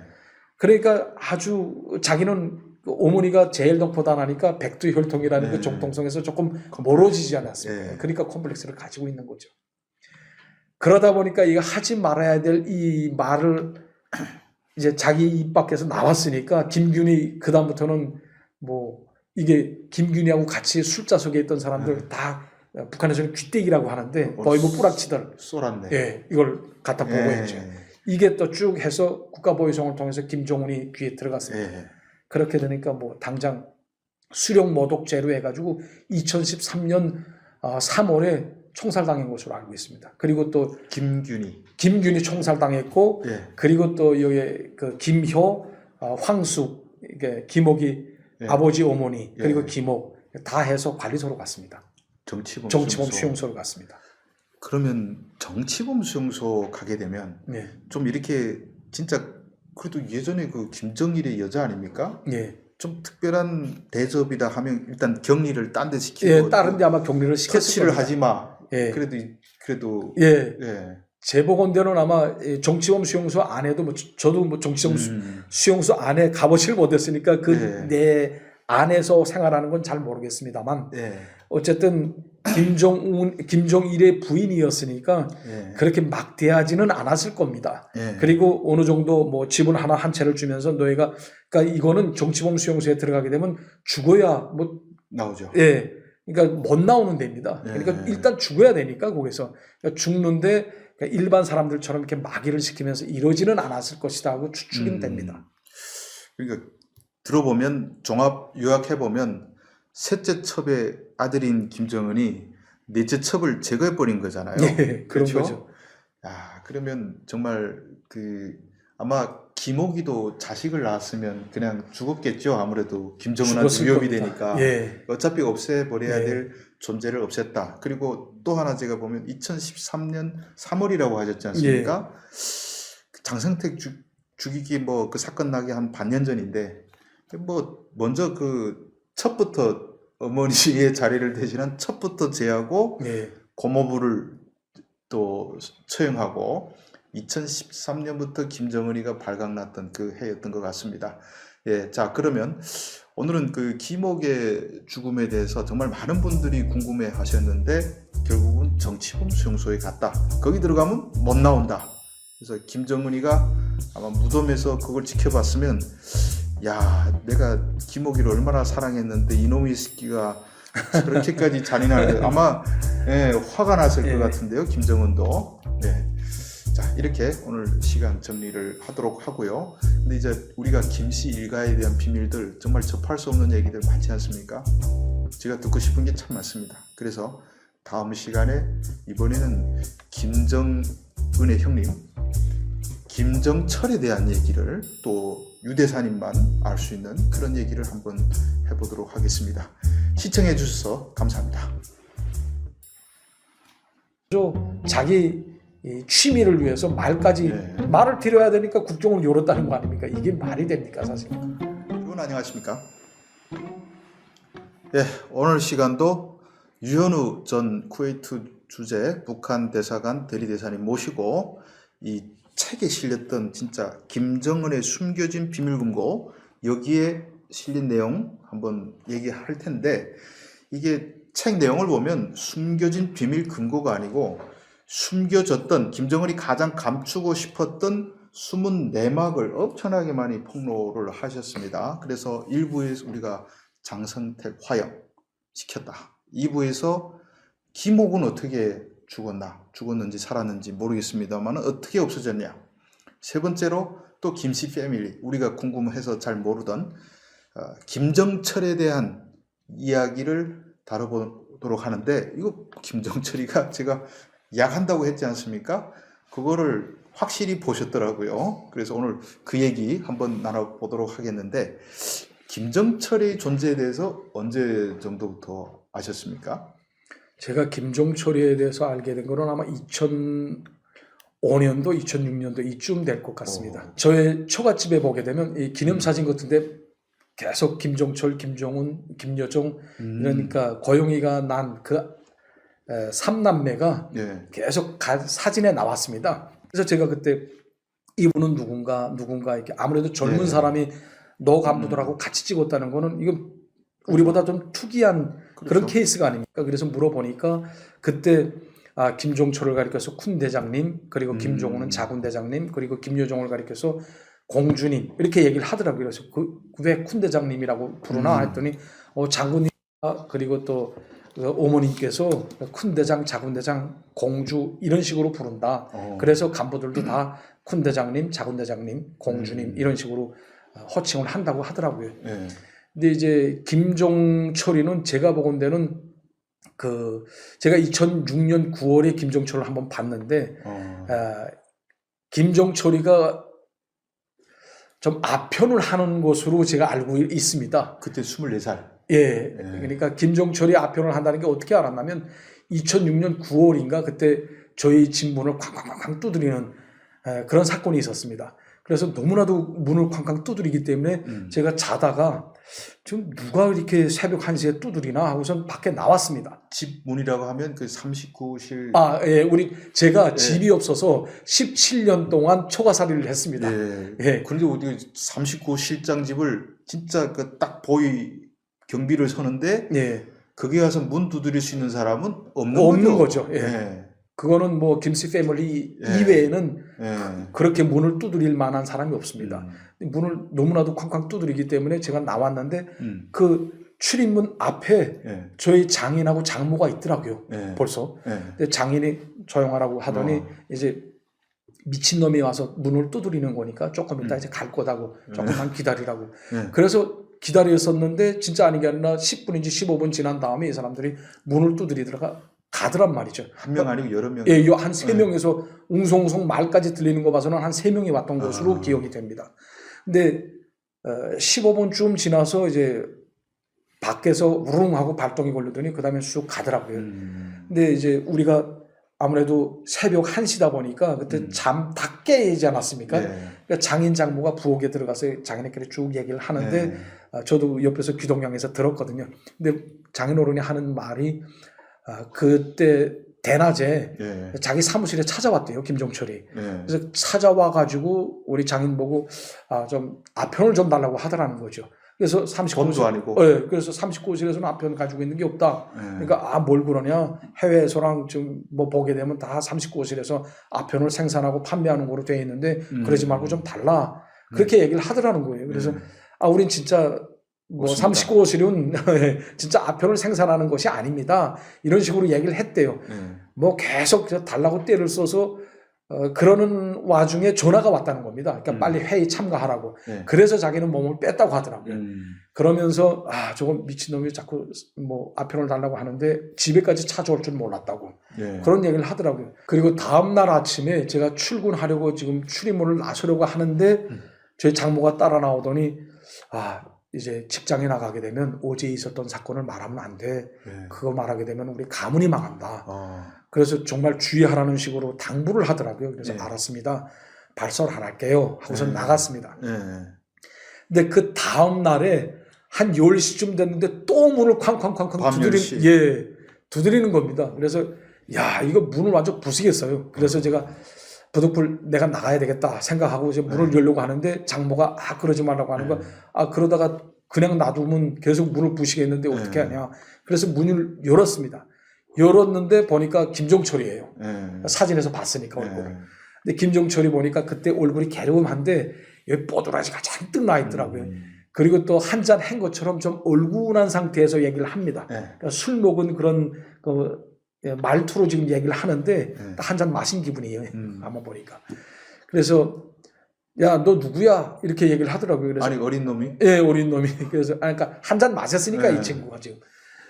너 누구야? 그래서 예, 실장 동지 사입니다. 그러니까 야, 실장 아버지 어디 가서? 그래서 근데 우리 장모가 옆에 있지 않았습니까? 장모가 나서면서 예, 장모님께서 부르셔서 행사에 참가했습니다. 그러니까 오늘은 어제 못 하겠구나 뭐 하더니 그다음에 가더라고요. 아버지가 불렀다니까. 예, 그래서 가서 지금 일단락 됐는데 그날 저녁에 지금 왔단 말이죠. 저희 장인어른이. 그래서 와서 저희가 이 말을 쭉 하니까 장인어른이 장모한테 하는 말이 오늘 저녁에 이제 가서 행사에 참가해서 장모님께 어제 있었던 일을 이야기를 다 얘기를 했다. 근데 안색이 안 좋아지시더라. 그 말을 듣고. 그래서 제가 자기가 괜히 이거를 말을 했나 이런 생각까지 했다. 이렇게 얘기를 하더라고요. 그래서 저는 얘가 진짜 아편을 하는 아편쟁이 아닙니까? 예. 그래도 그때는 아편만 했네요. 마약은 아니고. 그러니까 북한에서는 마약, 그러니까 아편하게 되면 통틀어서 다 무슨 필로폰이든 무슨 뭐 빙두요 뭐요 지금 뭐 각종 마약에 대해서 말하지 않습니까? 근데 북한에서는 아편하게 되면 이거 총괄, 그러니까 총체적으로 이 마약과 관련된 거를 아편이라고 다 통합니다. 그러니까 그게 뭐 진짜 다른 이야기일 수도 있는데 그냥 아편이다. 마약 중독자를 그렇게 말하는 거를 아편쟁이다 하지 않습니까? 그러면 그 이제 큰 대장 하면 김정철이가 사실 후계 순위에서 1순위였을 건데 그 김정은한테까지 넘어갔을 거 아닙니까? 동생도 한심하게 보겠죠. 원래 제가 이 사람을 제가 아까 2005년부터 6년 사이에 알게 됐다고 하지 않았습니까? 그때 사진에 계속 등장이 됐었는데 2007년에 가만 보면 음악에 정말 진심인 것 같습니다. 그러니까 이 사람이 김종철이가 기타, 그 다음에 드럼 이런 걸 잘 치는데, 이제 2007년 2월에 김종일의 생일 65세를 맞으면서 65돌 행사를 저기 향산 호텔, 그러니까 묘향산에 있는 초대소에서 했다고 합니다. 그때 저희 장인어른도 이제 김종일의 생일에 그 파티에 참가를 했는데, 그때 김종철이가 큰별 악단이라는 걸 만들어서 이제 자기가 직접 기타도 치고 또 드럼도 치면서 이렇게 김종일이를 기쁘게 해주기 위한 그런 공연을 했다고 합니다. 근데 큰별 악단이라는 게 뭐냐면 왕지산 경음악단에 있는 사람들이 어느 정도 이제 모여가지고 서포트 해주는 형식으로 이제 악단을 운영을 하다가 이제 다 끝나게 되면 또 자기 자리로 돌아가는, 자기 위치로 돌아가는 그런 악단이었다고 볼 수 있는데, 이제 2007년 2월 달에 향산에서 할 때는 쿤별악단이라는 걸 만들어가지고 뭐 이제 자기가 직접 작사, 작곡한 노래가 심장을 바쳐 녹슬 바쳐라는 노래가 있답니다. 그거를 아주 그 좋은 가사로 되어 있다고 하면서 저희 장인어른이 그걸 다 베껴가지고 왔더라고요. 근데 이 노래를 이제 김종일이 앞에서 불렀답니다. 그러니까 내용 쭉 지금 기억되는 게 뭐냐면 그러니까 충성과 효성을 다해서 다 바쳐서 이제 김종일 장모님을 밭으로 모시겠다, 아버님을 이런 식으로 이제 가사가 돼 있다고 합니다. 그러다 보니까 아마 음악엔 좀 진심이었다 이런 생각이 들고, 그 이후에 2009년부터 그러니까 2년이 지나서 2009년 1월부터 김종훈이가 이제 후계자로 등극을 하면서 김종훈에 대한 그 우상화 작업이 시작이 됐단 말이죠. 그런 걸 봐서는 아마 아버지가 이미 전부터 음악에 빠져 있고 또 마약에 빠져 있는 그 김종철에 대해서 별로 이렇게 시답지 않게 생각했다. 저는 그렇게 보고 있습니다. 그러면 지금도 약을 할 수 있겠는데 김정은한테는 형이 정말 저거 죽어버렸으면 좋겠다 이런 존재가 아닐까요? 그래도 뭐 정치적인 족소로 되지 않는 이상은 예. 뭐 마약을 했다거나 뭐 그래서 죽이지는 않을 겁니다. 확실히 뭐 이후에 외국 몇 번 나왔다 들킨 다음부터는 존재가 예, 존재감이 없어지는데 아예 없어지고. 근데 이게 취미생활 놓고 봐도 김정철은 음악 근데 김정은의 취미는 우리가 뭐 스키장이나 뭐 말 타는 거 이렇게 뭐 김정은은 타는 걸 좋아하잖아요. 예, 그래서 맞습니다. 성격 자체가 완전히 예. 다르다. 예, 이렇게 저도 보시는데. 책에 썼듯이 네. 김종훈이가 좋아하는 체육 종목 보게 되면 농구하고 스키입니다. 그러니까 농구는 뭐 후지모토 겐지가 쓴 그, 김종인의 요리사. 예. 여기에서 그 고영이가 키가 제일 작은 김종훈이한테 내가 키를 좀 크게 하려면 농구를 열심히 해야 된다고 얘기를 해서 예. 농구볼로 안고 잤다고 하지 않습니까? 예. 근데 보게 되면 김종철이 한 175 이 정도 나갑니다. 그리고 예. 또 김여종이 키가 168 정도예요. 와. 여자치고 크단 말이죠. 예. 근데 김종훈이만 유독 키가 작았습니다. 예. 그렇기 때문에 아마 어머니가 농구를 해야 된다고 계속 그렇게 타일이지 않았나 그런 생각이 들고요. 그리고 또 제일 좋아하는 체육 종목이 스키입니다. 북한에서는 김씨 패밀리를 위한 그 겨울 오락장이 백예봉에 하나 떠 있거든요. 근데 백예봉 스키장이라고 있었는데 다 아시다시피 우리 그 대학 때 백두산 답사를 가지 않습니까? 예. 그러니까 양강도 해산에서 내려가지고 백예봉까지 쫙 들어가려면 토사도로로 다 되어 있습니다. 예. 그러니까 도로가 온전치 못하단 말이죠. 그래서 이제 백예봉까지 가려면 비행기를 타고 가서 삼지연 비행장에 내려서 거기서 이제 차를 타고 육로로 쭉 들어갑니다. 백예봉 예. 스키장까지. 근데 이제 비행기 자기 참메이로 자기 비행기만 가는 게 아니라 여기에 수송기도 같이 따라간단 말이죠. 그러니까 수송기도 같이 따라가면서 여기다 뭐 자기 탈 자동차, 스키 장비, 그리고 목을 거 뭐 이런 식품들 다 챙겨가지고 갑니다.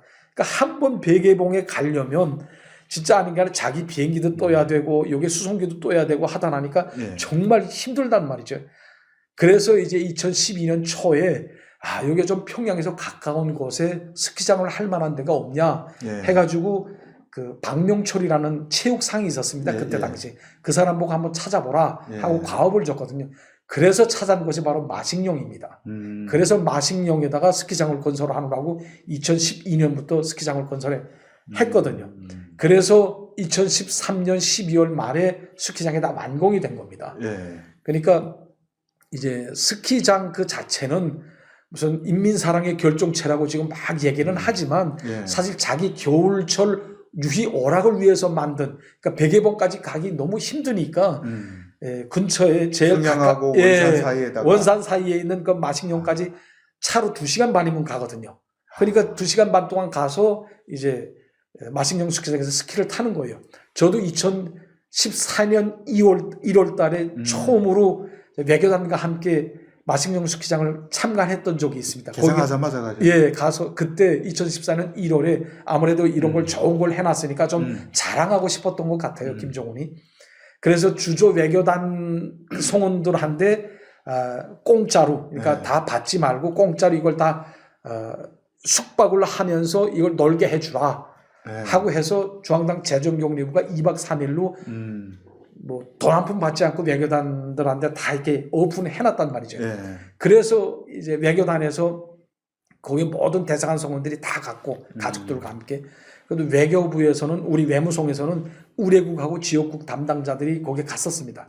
근데 그때 김형준이라는 외무성 부상이 우리 그 아프리카, 라틴 아메리카, 중동 담당 부상이었습니다. 예. 그리고 또 그때 팔레스타인 대사가 평양에 있는 팔레스타인 대사가 주조 외교단 단장을 했습니다. 예. 그러다 보니까 제가 아랍어 통역으로 지금 따라가게 됐었거든요. 그래서 거기에 가서 이제 쭉 뷔페를 다 먹고 그다음에 뭐 서로 이제 김영준 부상도 이제 뭐 외교단을 상대로 해가지고 쭉 연설을 하고 또 팔레스타인 대사도 연설을 하고 뒤끝에 이제 다 끝난 다음에 헤어졌습니다. 그때 보니까 다 중국산이 많더라고요. 리프트를 비롯해서 100% 다 중국산입니다. 그래서 제가 한번 알아보니까 이게 원래 스위스에서 가져오게 돼 있었던 것인데 예. 대북 제재로 인해서 스위스에서 주지 못하겠다. 이걸 럭셔리 상품이기 때문에 그래서 이걸 다 계약을 했다가 물로 된 거로 그러니까 계약이 다 파기가 됐답니다. 그래서 지금 중국에서 중거품이라든가 그리고 또 백예봉에서 일부 뭐 리프트라든가 이런 걸 다 떼서 이제 마식용에서 다시 붙여놓은 거죠. 아니, 백예봉은 이제는 안 간다 소리. 예, 백예봉은 이제 아예 안 간답니다. 거기 가는 데보다 차라리 주로도 괜찮고 그리고 또 마식용 2시간 반이면 가거든요. 그리고 바로 조금 더 내려가게 되면 원산입니다. 그러니까 제가 그 마식령 스키장이 김정은 집권 이후에 갑자기 인민들을 위해서 스키장 건설한다면서 절대 아닙니다. 군인들이 뭐 한 개 사단 동원해서 등짐으로 산에다가 막 만들어가지고 맞습니다. 조금 미쳤나 했는데 지가 스키 타고 싶어서 그랬네요.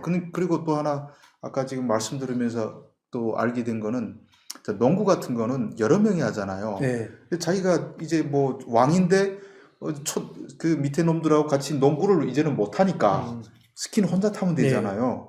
그리고 아까 뭐 일부 구경은 시켰지만 내가 가는 날은 당연히 다 비워놓고 빈 날에는 뭐 외교관들도 같이 자랑하고. 아니 주 기자님 보십시오. 북한에 사셨으니까 알겠는데 저희 같은 경우에 만약 시간을 낸다 하게 되면 그 직장에서 그 조직생활하는 사람이 어떻게 그 시간을 푼푼히 내가지고 마식령 스키장에 가서 스키를 탑니까? 주 6일 일하는. 그러니까 이게 되질 않는 데다가 토요일 날은 절대 누구도 빠지지 못합니다. 토요 학습을 해야 되기 때문에 당생활 총화도 해야 되고 그러니까 5일 이 주 5일 동안 안에 내가 휴가를 받고 가야 된다는 그 사정인데 거기다가 또 그다음에 두 번째로 이제 가려면 맨발로 어떻게 갑니까? 도보로 못 간단 말이죠. 차를 이용해야 되는데 차를 이용하려면 그 차를 임대해야죠. 휘발유 값이요 뭐요 다 유류비를 지불해야죠. 그리고 또 갔다고 칩시다. 저희가 들은 바로는 이게 $100 정도 한다고 하더라고요. 100불이게 되면 쌀 150kg입니다.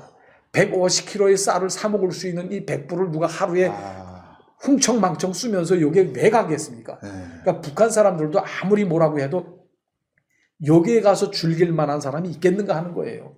그러니까 철두철미 이거는 김정은을 위한 겨울철 오락기지다라고 보시면 될 것 같습니다. 즐겼다가 보이고에 또 신고가 할 그러니까요. 안 하고. 뭐 예를 들면 이제 마식령 스키장 이 호텔에 아마 100% 다 도청장치가 돼 있을 것이고 그리고 또 여기 호텔 주재원, 보이원, 뭐 당위원회 다 있지 않습니까? 그러니까 누가 뭐 언제 뭐 몇 월 며칠 언제부터 언제까지 누가 왔댔고 이게 다 장악이 돼서 해당 당위원회, 해당 보이원한테 또 다 통보된단 말이죠. 그럴 바치고 왜 갑니까? 이게. 근데 그 김정은이가 또 스키는 잘 타나 봐요. 왜냐면 지금 그 비만한 돼지인데 좀 내려오다가 좀 넘어져서 뼈라도 좀 부서졌으면 좋겠는데 그러니까 너무 이게 몸이 좋으니까 완충 장치가 다 돼 있어서 넘어져도 아마 푹신하고 또 올라올 겁니다. 넘어져야 되는데 근데 그 비슷하게 혼자 사는 스키 말고 또 말도 갑자기 꽂혀가지고 탔잖아요. 이 김씨 일가가 또 말의 진심입니다. 그러니까 회고록 보시지 않았습니까? 김일성의 회고록 우리 그 어릴 때 대학 다닐 때 그거 좀 달달달 외우게 계속 강요를 했거든요. 그래서 저희 회고록을 암송하고 있는데 뭐 백마와 나라는 제목이 있습니다. 그러니까 김일성이가 백마 타고 다녔다고 하지 않습니까? 그리고 또 김종일이도 승마를 참 좋아합니다. 이 사람이. 그리고 또 아들인 김종우리도 말 타기를 굉장히 좋아하는데 이제 제가 2010년 말에 그때 전보가 하나 날아왔습니다. 제가 시리아에서 외교관으로 근무할 때 전보가 하나 날아왔는데 무슨 내용이냐면 아랍 순종말이 여기 시리아에 있는데 그 순종말 가격이 얼마인지 그 좀 알아봐 가지고 그 요해한 보고를 몇 월 며칠까지 전보로 보내라. 그렇게 돼서 저희가 쭉 알아보니까 이제 바실 말 그 원종장이라고 있습니다. 그래서 바실이라는 사람이 하페즈 알 아사드 대통령 아들이었었는데 이 사람이 말타기를 굉장히 즐겨했다고 합니다. 근데 이 사람이 35살인가 그때 차사고로 사망했거든요. 그러다 보니까 이 사람의 이름을 붙여서 바실 말 원종장이라는 곳에 저희가 갔었습니다. 가가지고 아랍 순종말이 거기서 나오거든요. 좀 체구가 작습니다. 뭐 오르로브 말, 그러니까 러시아 말보다 종자가 조금 작은 종자인데 굉장히 빠르거든요. 근데 이 말을 그 가격이 얼마며 뭐 이런 것들을 다 요해가지고 보고를 했죠. 근데 이제 수송기라든가 뭐 이런 걸 하려면 또 어떻게 되는가 또 알아보라는 겁니다. 그래서 저희가 뭐 에어로플로트 있지 않습니까? 그 에어로플로트 운송 가격까지 다 알아봤었습니다. 근데 때마침 2011년 3월에 시리아에서 내전. 내전이 일어났지 않았습니까? 그래서 이게 다 후야부야 된 겁니다. 그러니까 그 시리아 말 타는 건 못 봤어요. 예, 그러니까 시리아 말도 내란이 아니었더라면 아마 시리아 말도 북한에 와 있을 수도 있겠다. 정말 코로나 때도 모든 걸 막아놨는데 기차가 하나 들어갔어요. 그래서 뭐 들어가나 보니까 그러니까 러시아에서 핫산역, 예. 100마를 들여가더라고요.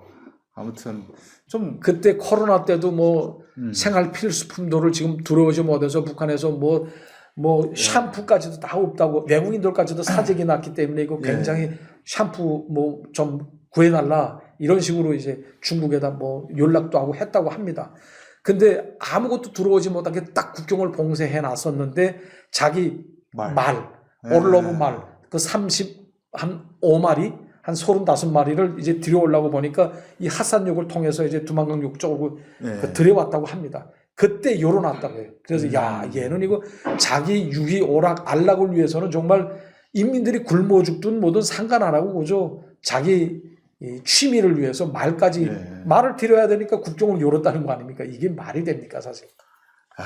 그래서 자, 오늘도 저 확실하게 또 종합 정리 마감으로 하면 정철이가 약쟁이다. 그거 그리고 김정은의 취미가 농부에서 또 이제 자기가 왕이 된 다음에는 여러 명이 이 아래 끝 들어가고 뛰지를 못하니까 스키나 말 타는데 어떤 때는 지팡이 짚고 나온 모습도 있었는데 혹시 스키 타다가 넘어진 건 아닌지 모르겠는데요. 그 좀 제발 말에서 떨어지던가 아버지는 떨어졌어요. 그리고 기절했어요. 김정일 때는 떨어져 죽던가 했으면 좋겠습니다. 아니면 스키 타다가 그냥 어디 바위에다가 머리 쪼던가. 아무튼 오늘 또 유현우 대사님이니까 전하실 수 있는 생생한 얘기들을 우리가 또 많이 들었습니다. 네, 여러분 긴 시간 동안 시청해 주셔서 감사합니다. 김여정이 못생겼는데 그 자식들이 유전이라도 좀 받지 이런 생각이 들고 솔직한 말로 뭐 김여정이 잘생긴 남자 자기 옆에 둬야 되겠다고 생각했으면 뭐 다 자기 거 아니겠습니까? 그렇지. 북한 여성은 다 김정은 거구나. 여러분 안녕하십니까? 오늘 시간도 유현우 전 쿠웨이트 북한 대리대사님 모시고 우리가 들을 수 없었던 또 내밀한 얘기들을 한번 나눠보도록 하겠습니다. 주로는 제가 김씨 패밀리에 관해서 제가 알 수가 없고 또 한국에 온 분들은 알 수 없었던 내밀한 사정, 이 책 동아일보사에서 출판된 김정은의 숨겨진 비밀금고, 그리고 노동당 39실장 전일춘 딸과 사위 증언, 이 책이 지금 한 달 전에 나왔습니다. 제가 여러 대목들을 재밌게 읽다가 오늘 또 제가 여러분들한테 같이 이야기를 나누고 싶은 일은 김여정, 우리가 김정철 얘기했고 장성택도 얘기했고 김옥도 얘기했는데 김여정도 만나보셨다고 했습니다. 그리고 심지어 그 김여정이 남편이 누구냐 우리가 정말 말이 많았는데 남편이 누군지도 알고 있고 어떻게 만난지도 알고 결혼식도 언제 했는지 알고 있고 한국에 김여정 결혼식에 가본 사람이 어디 있습니까? 그래서 제가 이 얘기를 한번 들려드리면 저만 재밌을 것 같지는 않고요. 김여정 결혼식 언제 열렸습니까? 2013년 3월 초로 기억됩니다.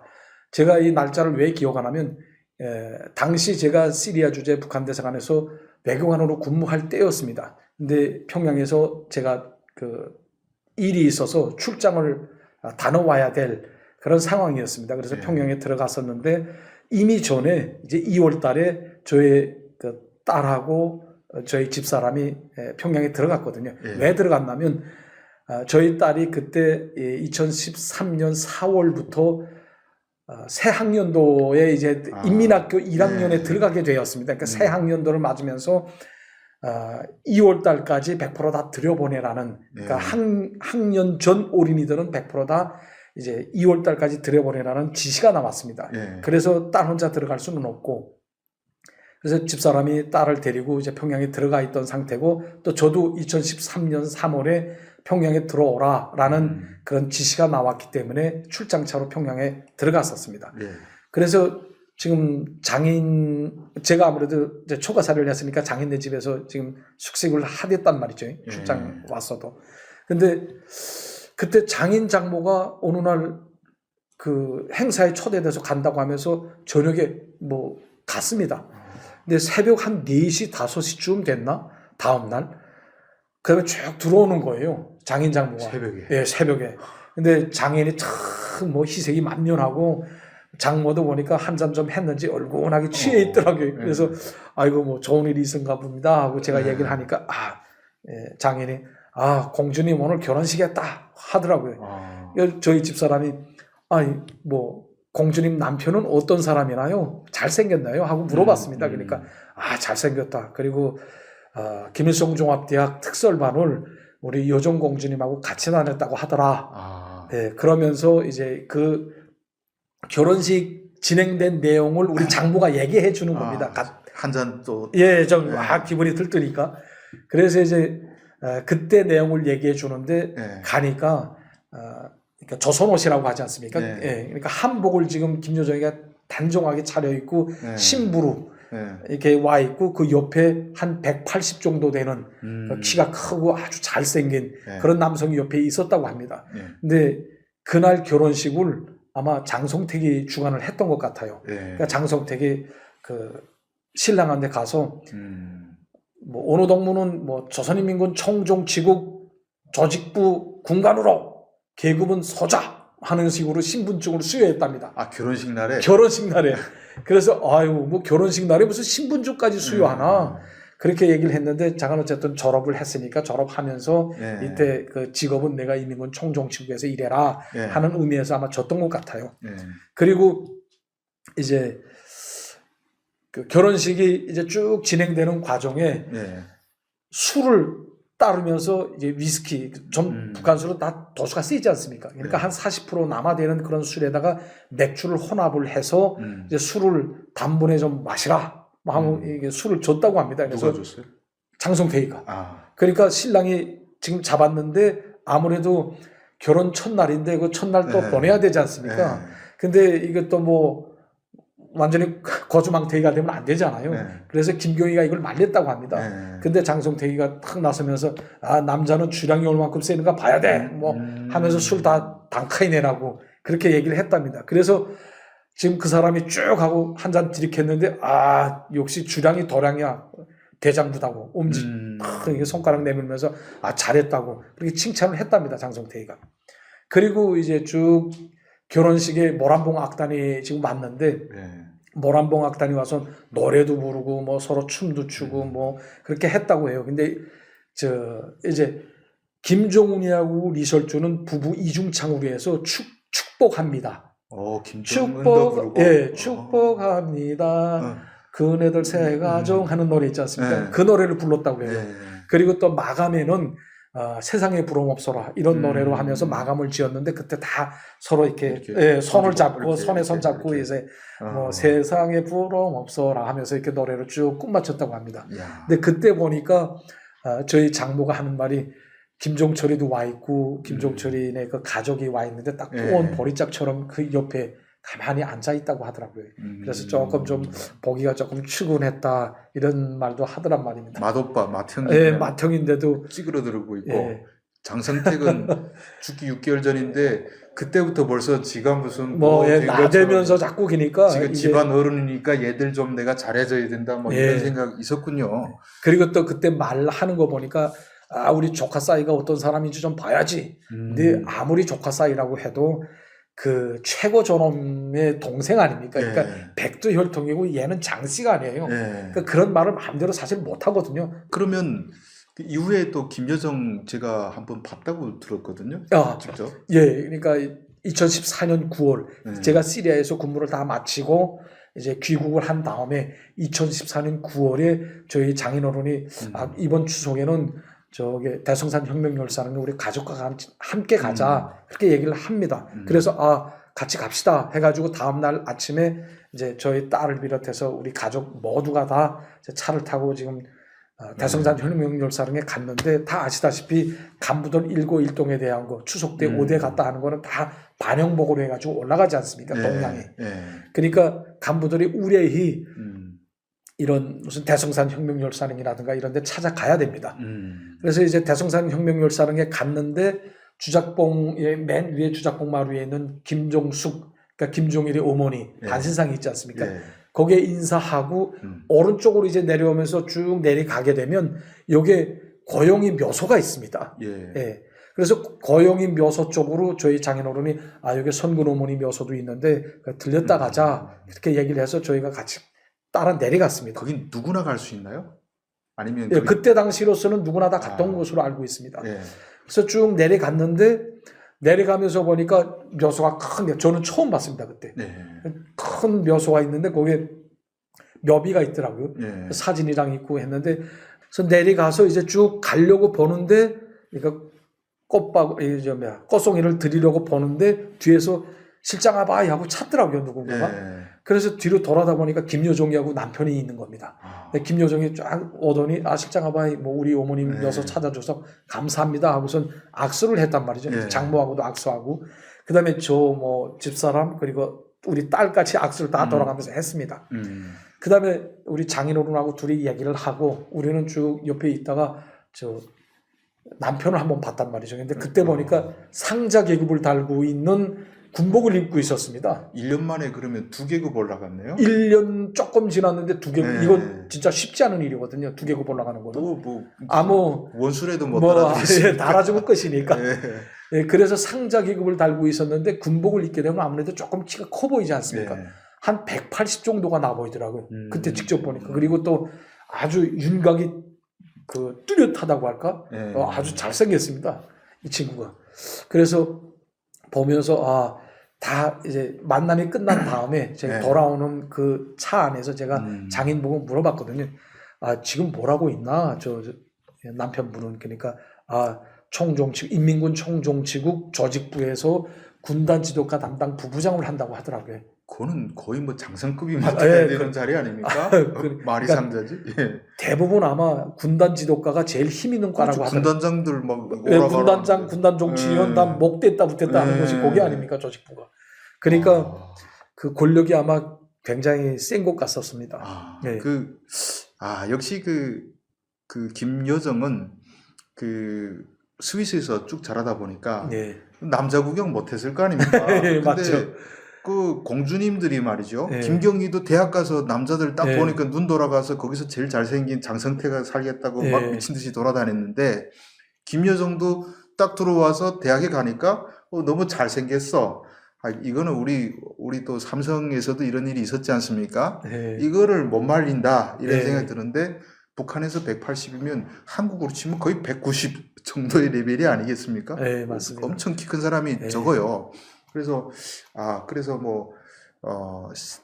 어쨌든 그런 남자라도 좀 괜찮아야지. 김여정이 못생겼는데 그 자식들이 유전이라도 좀 받지 이런 생각이 들고. 솔직한 말로 뭐 김여정이 잘생긴 남자 좀 자기 옆에 둬야 되겠다고 생각했으면 뭐 다 자기 거 아니겠습니까? 그렇지.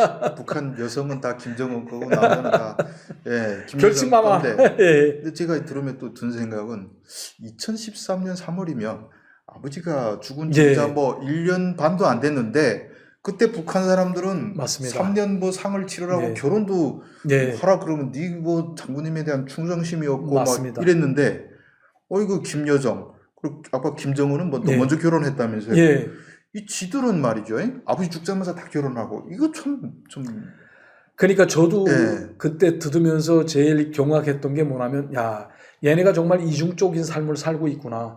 그야말로 우리는 김일성이 이제 사망을 했을 때 보십시오. 김종일이 사망을 했을 때 그때 애도 기간이라고 해가지고 3년상 될 때까지 정말 청춘 남녀들이 결혼한다고 해도 나이 찬 청춘 남녀들이 결혼할 때 공개적으로 못했습니다. 다 집에서 조용히 했거든요. 그러니까 자기네는 인민들한테 충성을 강요하면서도 자기네 삶은 또 삶대로 따로 있었다는 거 아닙니까? 솔직히 김종일이 사망을 하게 되면 자기네가 자식이기 때문에 3년상 해야지. 자기네가 자각적으로 이걸 지켜야 되지 않습니까? 인민들한테 강요하는 것보다는. 근데 자기들은 2013년 3월이게 되면 3년상도 안 된 그런 때였었거든요. 그럼에도 불구하고 모란봉 앞단 불러다가 뭐 목랑관에서 뭐죠 막 진탕치게 마시면서 뭐 노래 부르고 춤추고 이렇게 했다는 게 사실 이거는 김씨 패밀리가 얼마나 이중적인 삶을 살고 있는가에 대한 것을 직설적으로 보여주는 것이라고 봅니다. 안하무인이죠. 아마 어느 간부가 그렇게 결혼식 했으면 당장 큰일 나죠. 큰일 당장 납니다. 잡혀가지고 할 예. 텐데, 그리고 김여정은 이제 2018년에 한국에 와서 우리가 실물 좀 봤습니다만 이때는 뭐 상냥한 석요렇게 하고 있더라고요. 근데 오빠는 말 타는 게 취미인데 아. 스키 타고 얘는 뭐 취미 있나요? 체육을 잘한다고 제가 들었습니다. 아, 그러니까 그래요? 저희 장인어른이 하는 말이 네. 김여정이 그 북한에서는 군사 어종이라고 하는 체육 종목이 있거든요. 예, 그러니까 뭐 너비뛰기 이렇게 담벽 넘고 그다음에 막 그러니까 조기대복 같은 거 입고선 뭐 가서 포복 전진하고 이런 그 군사 어종 비슷한 경기가 종목이 있습니다. 예. 근데 그걸 굉장히 잘한다고 해요. 그리고 달리기도 잘하고 그다음에 앞공 뒷공 있지 않습니까? 여기서는 어떻게 표현하는지는 모르겠는데 앞전 공회전, 앞전 뒷전 하는 거. 앞구르기 뒷구르기 뭐 다 합니다. 그거 근데 잘해요? 그걸 잘한답니다. 오. 그러면서 뭐 체육을 정말 체육하는 센스가 있다고 그렇게 얘기를 하더라고요. 예. 그래서 체육을 뭐 달리기도 굉장히 잘한답니다. 그러면 제가 또 궁금한 것은 아까 여정일 보고 그 우리 그 장인께서 공주님이라고 하셨잖아요. 예. 근데 그렇게 보면 또 그 이전에 설송이도 있잖아요. 그거는 예. 뭐라고 불러요? 저의 장인어른이 얘기했던 걸 제가 네. 그대로 표현한다면 맞따님이시다. 그렇게 얘기를 했단 말이죠. 그러니까 네. 이제 2007년 2월에 그때 65세 맞으면서 김종일의 생일 65돌 맞으면서 생일 잔치를 아까 묘향산에 있는 초대소에서 했다고 하지 않았습니까? 예. 그때 김옥이를 비롯해서 그다음에 설송이도 거기에 와 있었다고 합니다. 그러니까 사진을 하나 가지고 들어와서 이거 좀 달아달라고 저의 장모가 부탁을 해서 제가 고실에 이제 못을 이렇게 두드려 가지고 기념사진을 거기다 북한에서는 모신다고 하지 않습니까? 기념사진 모시느라고 못질 해가지고 그걸 걸어놨는데 그날 저녁에 장인이 들어오면서 뭐 위치를 잘 선택해가지고 잘 걸어놨다고 그러면서 사진을 보더라고요. 이렇게 잘 됐는가 하고 사진을 보는데 그러니까 김종일이 있고 김옥이 있고 그다음에 김설송이 뭐 김종원이 뭐 이런 식으로 쭉 있고 옆에 간부들이 몇 명이 또 있는 그런 사진이었습니다. 구도가 그렇게 되어 있었는데 보니까 이미 전부터 제가 눈에 익은 김종훈, 뭐 김종철, 김여종이는 좀 눈에 익었었는데 눈에 익지 않은 여자가 하나가 있더라고요. 근데 나이는 어느 정도 조금 있었습니다. 그래서 제가 장인어른 보고 저분은 누구세요? 하고 하니까 가만히 있더라고요. 그래서 아니 사실 젊은 여성이 이런 노감분들을 사진 찍는데 같이 끼운다는 거는 좀 뭐 평범하지 않다는 걸 의미하지 않습니까? 그래서 제가 물어보니까 저희 장인어른이 장군님 맞따님이시다. 그래서 제가 이 여자가 설송인가 보다 그렇게 알았거든요. 그리고 또 한국에서 지금 인터넷상으로 쭉 놔두는 사진이 있습니다. 2011년이든가 10년인지 11년인지 그때 일백가정을 현지지도하면서 김종일이가 같이 찍은 사진에 옆에 좀 김종일이를 거의 비슷하게 닮은 좀 풍채가 좋은 여성이 하나 있습니다. 그 여성이 바로 김종일의 맞딸인 김설송입니다. 그러면 결혼식에도 불렀다는 건 어쨌든 배다른 누나인데 결혼식은 아니고 65돌 2007년이 김종일이 생일이 65세니까 65세 생일 잔치를 묘향산에 있는 초대소에서 했습니다. 그때 이제 불렀다는 거죠. 그러니까 김정은 체제에 들어와서는 아마 어디가 좀 쉬세요. 그래가지고 그때 제가 뭘 하시는 분이에요? 하고 물어보니까 조직지도부 행사과장이다 그러더라고요. 그걸 김여정이 물러받아. 그걸 김여정. 그러니까 아버지가 살아있을 때에는 김설송이를 가리켜서 쟤는 바지만 입었으면 정말 큰일을 할 애인데 이런 말을 자주 했답니다. 그래서 아마 김설송이가 아마 그 여성들 중에서는 아마 제일 똑똑한 애로 아마 돼 있을 거예요.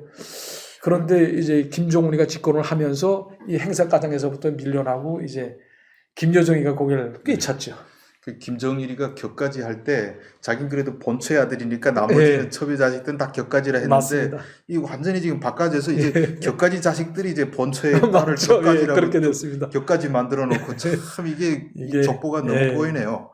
근데 아까 말씀하실 때 김일성대 특설반이라는 예. 얘기를 하셨잖아요. 예. 근데 한국 분들은 특설반이 뭐예요? 뭐 김일성대 무슨 반이지? 하고 아, 그럴 것 같아요. 예, 김일성 종합대학 특설반이라는 건 예. 사실 이런 게 없습니다. 이런 케이스가 없는데 1학년부터 4학년까지 진짜 정기적으로 다 학업을 마친 다음에 졸업을 해야 되는데 예.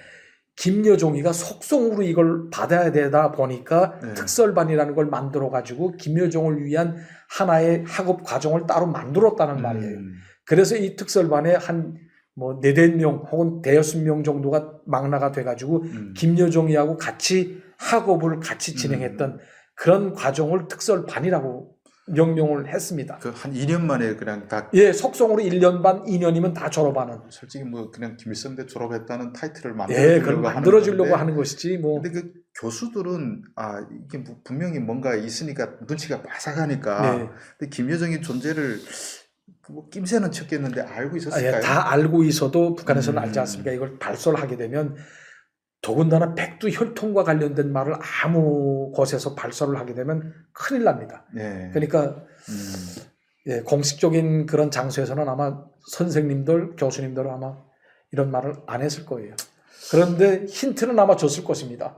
당위원회에서 어느 교수님 오세요 하고선 어느 분이 이제부터 뭐 언제부터 언제까지 욕도 하지 말고. 예, 강의를 듣게 되는데 적당히 해주세요. 네. 이런 식으로. 그러면 저는 그 특설반에 남성들이 몇 명 있었는지 모르겠지만 그 수컷들의 싸움에서 결국 김여정의 눈에 든 예.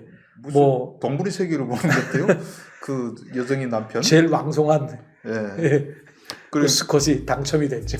우리가 김여정의 남편 누구야 해서 사람들이 뭐 김정 무슨 우리 군대가 갔을 때 거기에 무슨 분대장 상사였다는 뭐 제가 그 말이 안 됐다고 했거든요. 그거 수많은 소문들을 다 잠재우고 오늘 여기서 이렇게 정리되는 걸로. 그리고 나중에 아무래도 뭐 이 김씨 패밀리들이 제일 신경 쓰는 게 군대니까 예.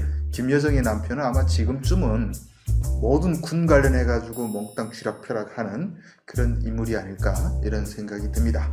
예, 그리고 조만간 또 나오겠죠? 어쨌든 고위층에 올라가면. 예, 자, 긴 시간 동안 시청해 주셔서 감사합니다. 우리 아버지는 왜 나를 숨겼을까? 뭐 이런 컴플렉스가 심하니까 딸을 그 한 2살밖에 안 되는 애를 데리고 나와서 보세요. 그러니까 그게 이제 드디어 나는 내 딸을 공개할 수 있다. 막 뿌듯했을 것 같아요. 여러분 안녕하십니까? 예, 오늘도 역시 또 유현우 전 대리대사님 모시고 북한 은밀한 내막, 김씨일가의 은밀한 내막을 한번 또 파보도록 하겠습니다. 유 대사님이 이만갑은 출연하셨지만 유튜브는 이렇게 주성아 TV에 처음 출연해서 이만갑에 솔직히 분량이 이렇게 짧잖아요. 근데 저희 그 유튜브에서는 정말 자세한 얘기를 많이 해주셨고 또 그 책에 이게 정말 김정은의 숨겨진 비밀금고 이 저서를 지난달 냈는데 정말 저는 이 한 페이지 한 페이지가 이런 비밀을 하면서 정말 많은 것들을 제가 저도 이제 23년 기자를 했지만 많은 것을 공부하고 배웠습니다. 이야기에 앞서서 저희가 1, 2, 3, 4부 동안은 얘기를 못했는데 아까 전일춘 39실 실장 하면 북한에서 뭐 김정일의 금고직이 이렇게 알려져 있는데 그 집에서 16년 사셨지 않습니까? 근데 왜 전일춘 실장이 김정일의 그렇게 신임을 오랫동안 받으면서 한 10명 불러서 막 할 때도 막 가고 그랬지 않습니까? 그 내막을 또 자세히 한번 좀 궁금해 하시는 분들이 많을 것 같아요. 왜 그런 신임을 받았습니까? 글쎄, 그거는 뭐 김정일이가 네. 신임을 했으니까 네. 저는 뭐 잘 모르겠습니다만은 어쨌든 저의 장인어른의 성품을 보게 되면 정말 강직한 사람이고 그리고 사리사욕이 없는 사람 네. 그리고 돈에 욕심이 없는 사람입니다. 그리고 이거를 아마 지켜와 봤던 사람이 김종일일 거예요. 왜냐하면 김종일과 남산고등중학교 동기 동창이거든요. 예. 중학교 동창이. 예, 중고등학교를 같이 예. 다녔습니다. 그러다 보니까 옆에서 같은 책상에 있으면서 제가 어떤 사람인가 하는 사람 됨됨에 대한 건 아마 그 누구보다도 잘 알 겁니다. 그러니까 사리사욕이 없고 남의 것을 탐내지 않는다. 그리고 고지식하다 이런 점들도 아마 김종일에게는 아주 큰 거로 다가왔던 것 같아요. 그래서 1992년에 원래는 대경제사업부 부부장을 오래 했었습니다. 그래서 젊은 38살부터 이제 간부를 맡아가지고 그러니까 대경제사업부 부부장 하게 되면 지금 차관과 같은 그런 직위에 있다가 이제 38살부터 쭉 해오다가 이제 52살쯤 돼서 1992년 그때 이제 대경제위원회로 발족이 됩니다. 그러면서 대경제사업부하고 무역부하고 통폐합하는 그런 과정을 거쳤는데 그때 저의 장인어른이 직업을 잃고 남았어요. 그러니까 아무것도 김정일이가 수표를 하지 않았대요. 전일춘이 비준 목록에다가 김정일이가 수표를 안 했다는 거죠. 그러다가 좀 있다가 이제 한 2개월 정도 지났는데 전화가 뽀로로 하고 왔답니다. 오면서 자 김종인 장군님께서 찾으시는데 좀 행사장에 와야 되겠다. 그래서 그때 처음으로 가서 한 몇십 년 만에 김종일이를 처음 만났답니다. 그래서 장인어른이 가서 뭐 악수도 같이 하고 정말 오래간만이다고 그래서 이제 김종일이하고 같이 얘기를 했는데 그때 김종일이가 하는 말이 난 네가 뭘 되려는지 정말 궁금했었어. 근데 정말 자기 힘으로 해가지고 대경제사업부 부부장까지 됐더구나. 그러면서 이제부터 나하고 같이 일하지 않을래? 그래서 내가 39호실 부부장 자리를 하나 지금 맡아두고 있는데 너 여기 와서 나하고 당에서 같이 일하자. 그래서 92년부터 39호실에 들어가서 2019년까지 27년간 그러니까 이게 진짜 믿지 않으면 못 맡기는 게 이제 돈 주머니, 자기 돈 주머니를 맡겼지 않습니까? 그리고 이제 군도 사실 특별히 믿는 사람한테 줘야 되지만은 근데 그 동창이면 김정일이도 그 정말 중학교 때부터 뭐 빠리빠리 남봉짓 많이 했다는 데서 뭐 볼 거 못 볼 거 다 봤을 거 아닙니까? 그러니까 얘는 뭐 내 치부 뭐 이런 놈인 거 옛날부터 다 알고 있고 부를 땐 뭐 일춘아 뭐 이렇게 부릅니까? 절친이 하면서 그렇게 얘기를 합니다. 동창 그렇게 시켰고 또 궁금한 거는 아까 그 이전에 말씀하셨을 때 집에다가 뭐 초상 그 같이 찍은 사진들 기념사진 찍어 와서 걸어놨지 않습니까? 맞습니다. 그건 뭐 한 100장 넘지 않을까요? 그러니까 이게 사진을 고릅니다. 저희도 보고선 예를 들면 집에 뭐 김주애하고 찍은 사진이 없다 하게 되면 이제 사진 한 장을 다른 걸 내리고 김주애하고 찍은 사진을 걸어놓고 그리고 김여종이하고 찍은 사진이 없다 하게 되면 저의 장인 장모 그리고 김여종이 남편하고 결혼식 때 찍은 사진이 또 있거든요. 그걸 또 이제 걸어놓고 뭐 이런 식으로 해서 그 찍는 사진마다 그러니까 사람이 달라지는 그런 사진은 하나씩 두고 나머지는 다 김종일, 김종운과 찍은 사진을 기본적으로 벽에다가 걸어놓고 있습니다. 그 일반 사람들은 김일성이나 김씨 일가하고 진짜 뭐 몇백 명이 뭐 찍어서 얼굴도 한번 이만큼 나오는 단체 사진 하나 집에 걸어놓는 것도 정말 그거 걸어놓으면 야 우리 집은 말이야 하면서 마을에 몇 개 없었어요. 맞습니다. 근데 이 집은 아마 숫자로 봤을 때 그 기념 사진이 제일 많았을 집 같고 그 내린 또 그 사진은 집에 어디다가 방에다 그럼 뭐 어떻게 다 쌓아두나요? 쌓아놓습니다. 그러니까 쌓아두는 게 아니라 1호 영상 작품이라는 걸 이렇게 거기다 넣는 그런 함이 있습니다. 박스가 나무 함이 있는데 거기다 차곡차곡 넣죠. 강인께서는 가서 김주애도 뭐 어렸을 때 뭐 본 적 있나요? 2015년 15년 7월인가 그때 그 대동강의 무지개호라는 거를 새로 제작을 해서 띄었던 그 개관식이 있었습니다. 그러니까 개관식 하기 바로 전날에 이제 간부들하고 같이 다 거기 갔는데 그때 김정운이하고 리설주가 주애를 안고 나왔다고 합니다. 김정운이가 그때 김경옥이라는 사람이 우리 장인어른 바로 앞에 있었답니다. 김경옥 당중앙위원회 전시기도부 일부부장 군사 담당 일부부장 하던 사람이에요. 그러니까 그 사람이 이제 주애를 안으려고 지금 안았는데 김정은이가 주애를 줬답니다. 그래서 이거 안으라고 했는데 이 사람이 입이 이만큼 커요. 그러니까 북한에서는 매사구 입이라고 이렇게 얘기를 했는데 매사구라는 게 이게 한국에서 그 맥이라는 말로 통하더라고요.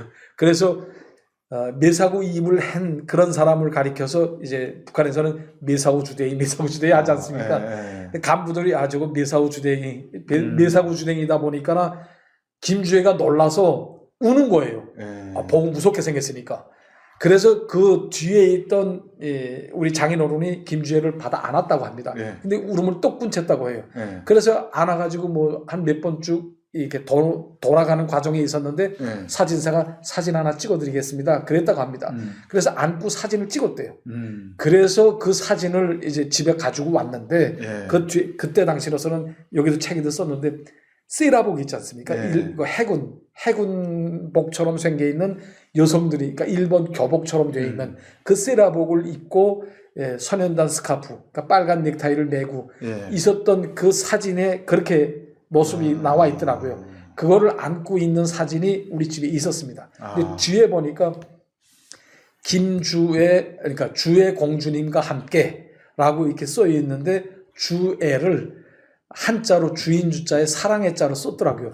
그래서 내가 이거 처음 나온 얘기. 이걸 이 이름의 뜻이 뭔가요? 하고 물어보니까 장인어른이 만 사람의 사랑을 독차지하는 그런 예쁜 딸이 되라는 의미에서 주애라고 지었다고 그렇게 얘기를 하더라고요. 우린 이설주의 주자를 썼다고 생각했는데 그거 아니네요. 어떤 분들이 하는 말이 기둥주자 아니냐. 그래서 기둥주자 아니고 내가 분명히 내가 본 거는 주인 주자에 사랑의 자를 썼더라. 그렇게 얘기를 했습니다. 이거는 진짜 주성아 유튜브의 단독입니다. 그런데 제가 그 얘기를 또 들으면서 드는 생각이 김정일 같은 경우는 자기 자식은 철저히 숨겼단 말이죠. 그래서 이 김정은의 형제들도 스위스에서 보내서 사람들이 입 밖에 안 나오도록 숨겨놨잖아요. 근데 이 얼마나 그게 마음에 맺혔으면 우리 아버지는 왜 나를 숨겼을까 뭐 이런 컴플렉스가 심하니까 딸을 한 2살밖에 안 되는 애를 데리고 나와서 보세요. 그러니까 그게 이제 드디어 나는 내 딸을 공개할 수 있다. 막 뿌듯했을 것 같아요. 근데 그렇게 격가지에 대한 컴플렉스가 많은데 또 한편으로 우리가 궁금한 게 그 북한의 가장 대표적인 격가지 숨겨놓고 있는 사람 김평일. 맞습니다. 근데 김평일이 그때 북한으로 소환된 다음에 야, 김평일이 죽었을까 살았을까 김평일이 어떻게 됐어 나한테 물어보는데 제가 모르잖아요. 근데 외교부에 있었으면 김평일을 또 많이 봤을 거 아니겠습니까? 맞습니다. 그 김평일은 어떻게 됐을까 궁금하거든요. 그러니까 이걸 먼저 김평일에 대해서 우리 말씀을 드리자면 김평일이 어머니가 김송애라고 김일성의 둘째 부인입니다. 그러니까 김일성이 한 데서 첫째 부인은 김종숙이고 김종숙이가 난 아들이 바로 김정일이거든요. 그리고 김송애 한 데서 난 아들이 이제 김평일, 김용일 그리고 딸이 김경진이라고 있습니다. 그래서 김송애가 난 자식들은 2남 1녀거든요.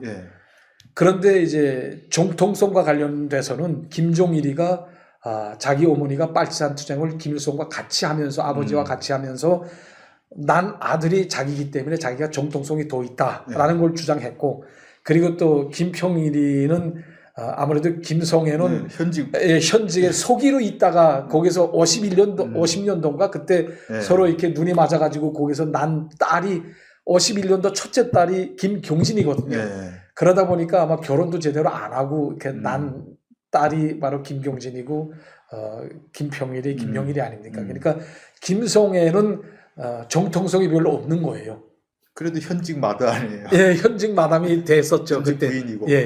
근데 이제 70년대에 들어서면서 김종일이가 자기 후계자 지위를 공고히 한 다음에 그 다음부터 이제 80년대부터는 공식적으로 1980년에 노동당 6차 당대에서 김일성이 우리나라에서는 후계자 문제가 빛나게 해결되었습니다라고 세상에 공포를 했거든요.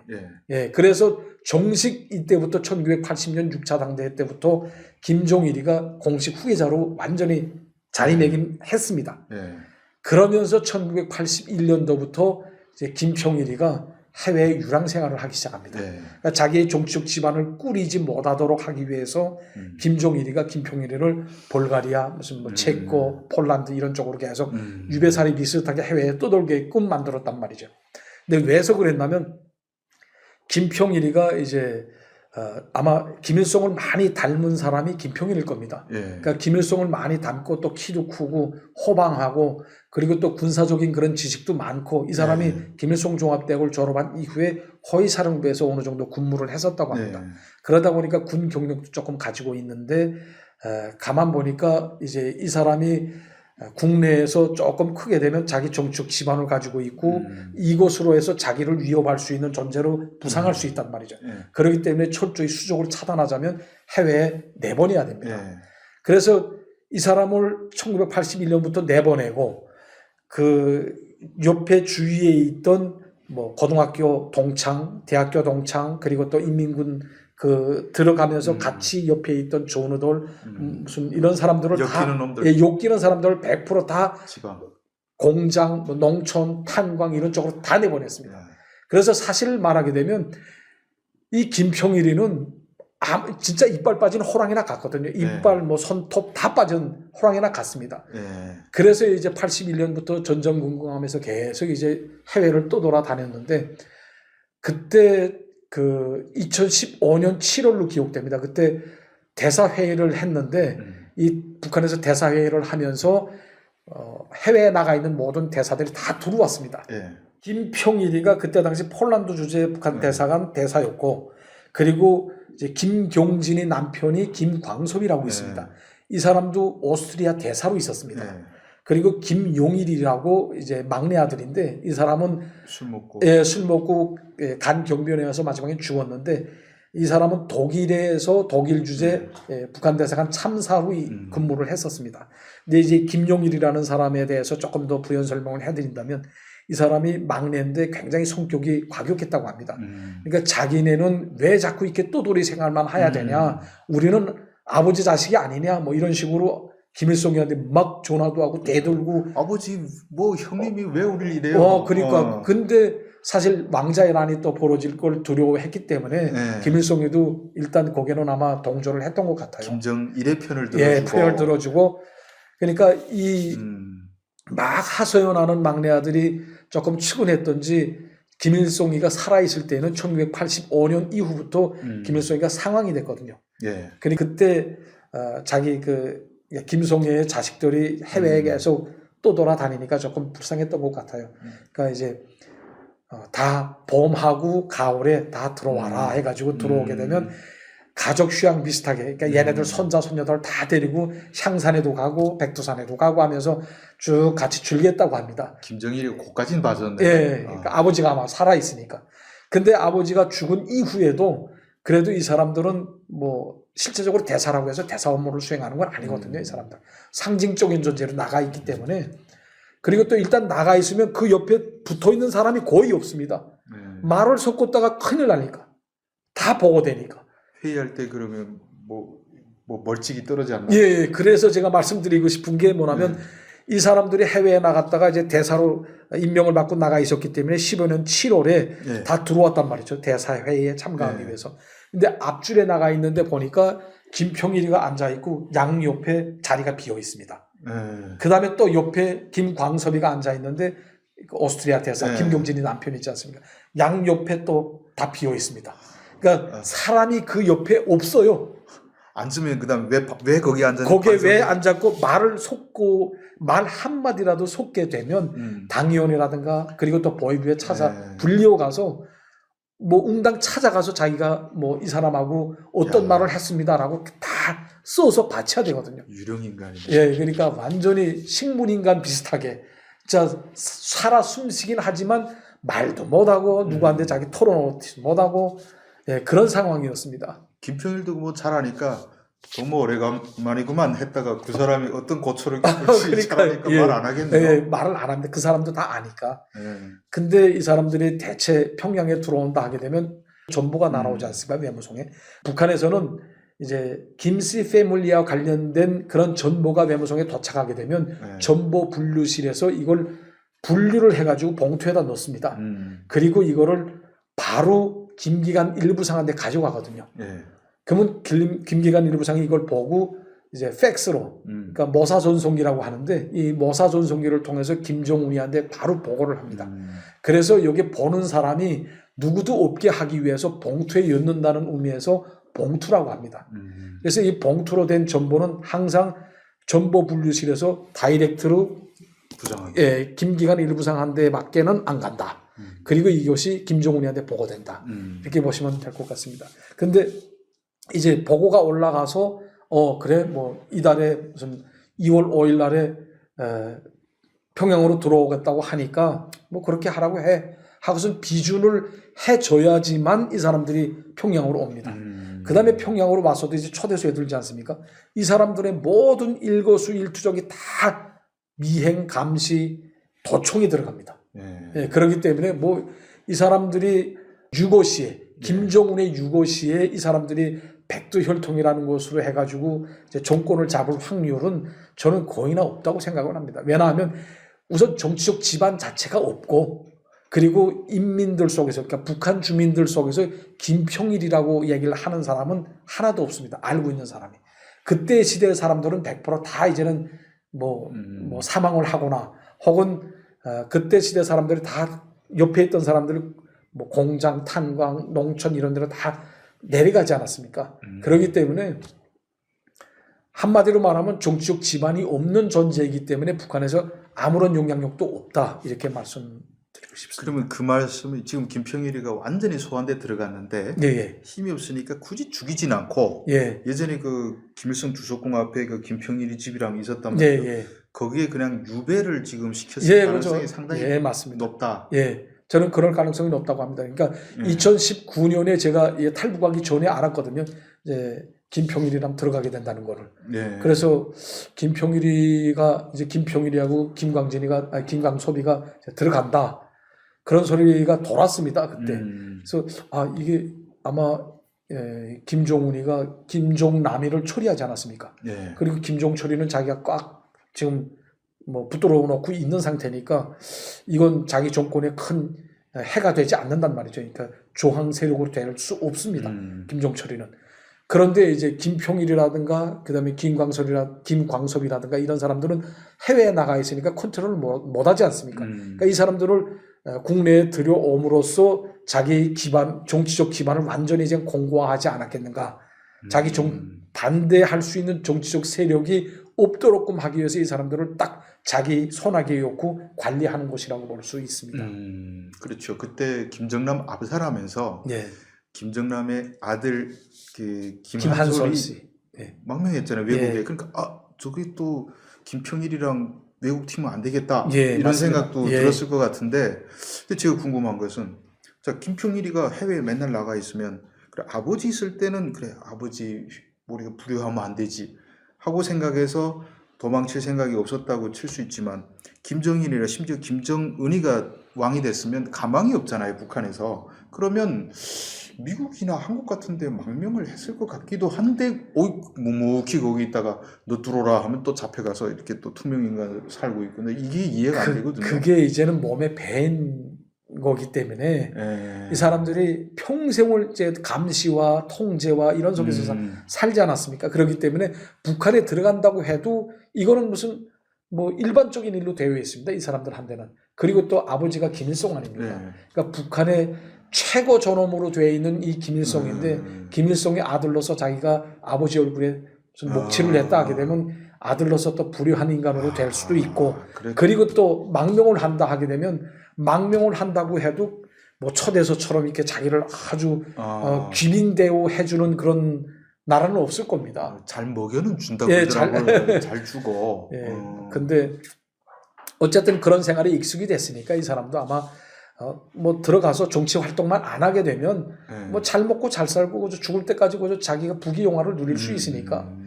그러니까 김평일이 또 자식들도 아들 딸이 있는 게 사진이 나왔는데 잘생겼더라고요.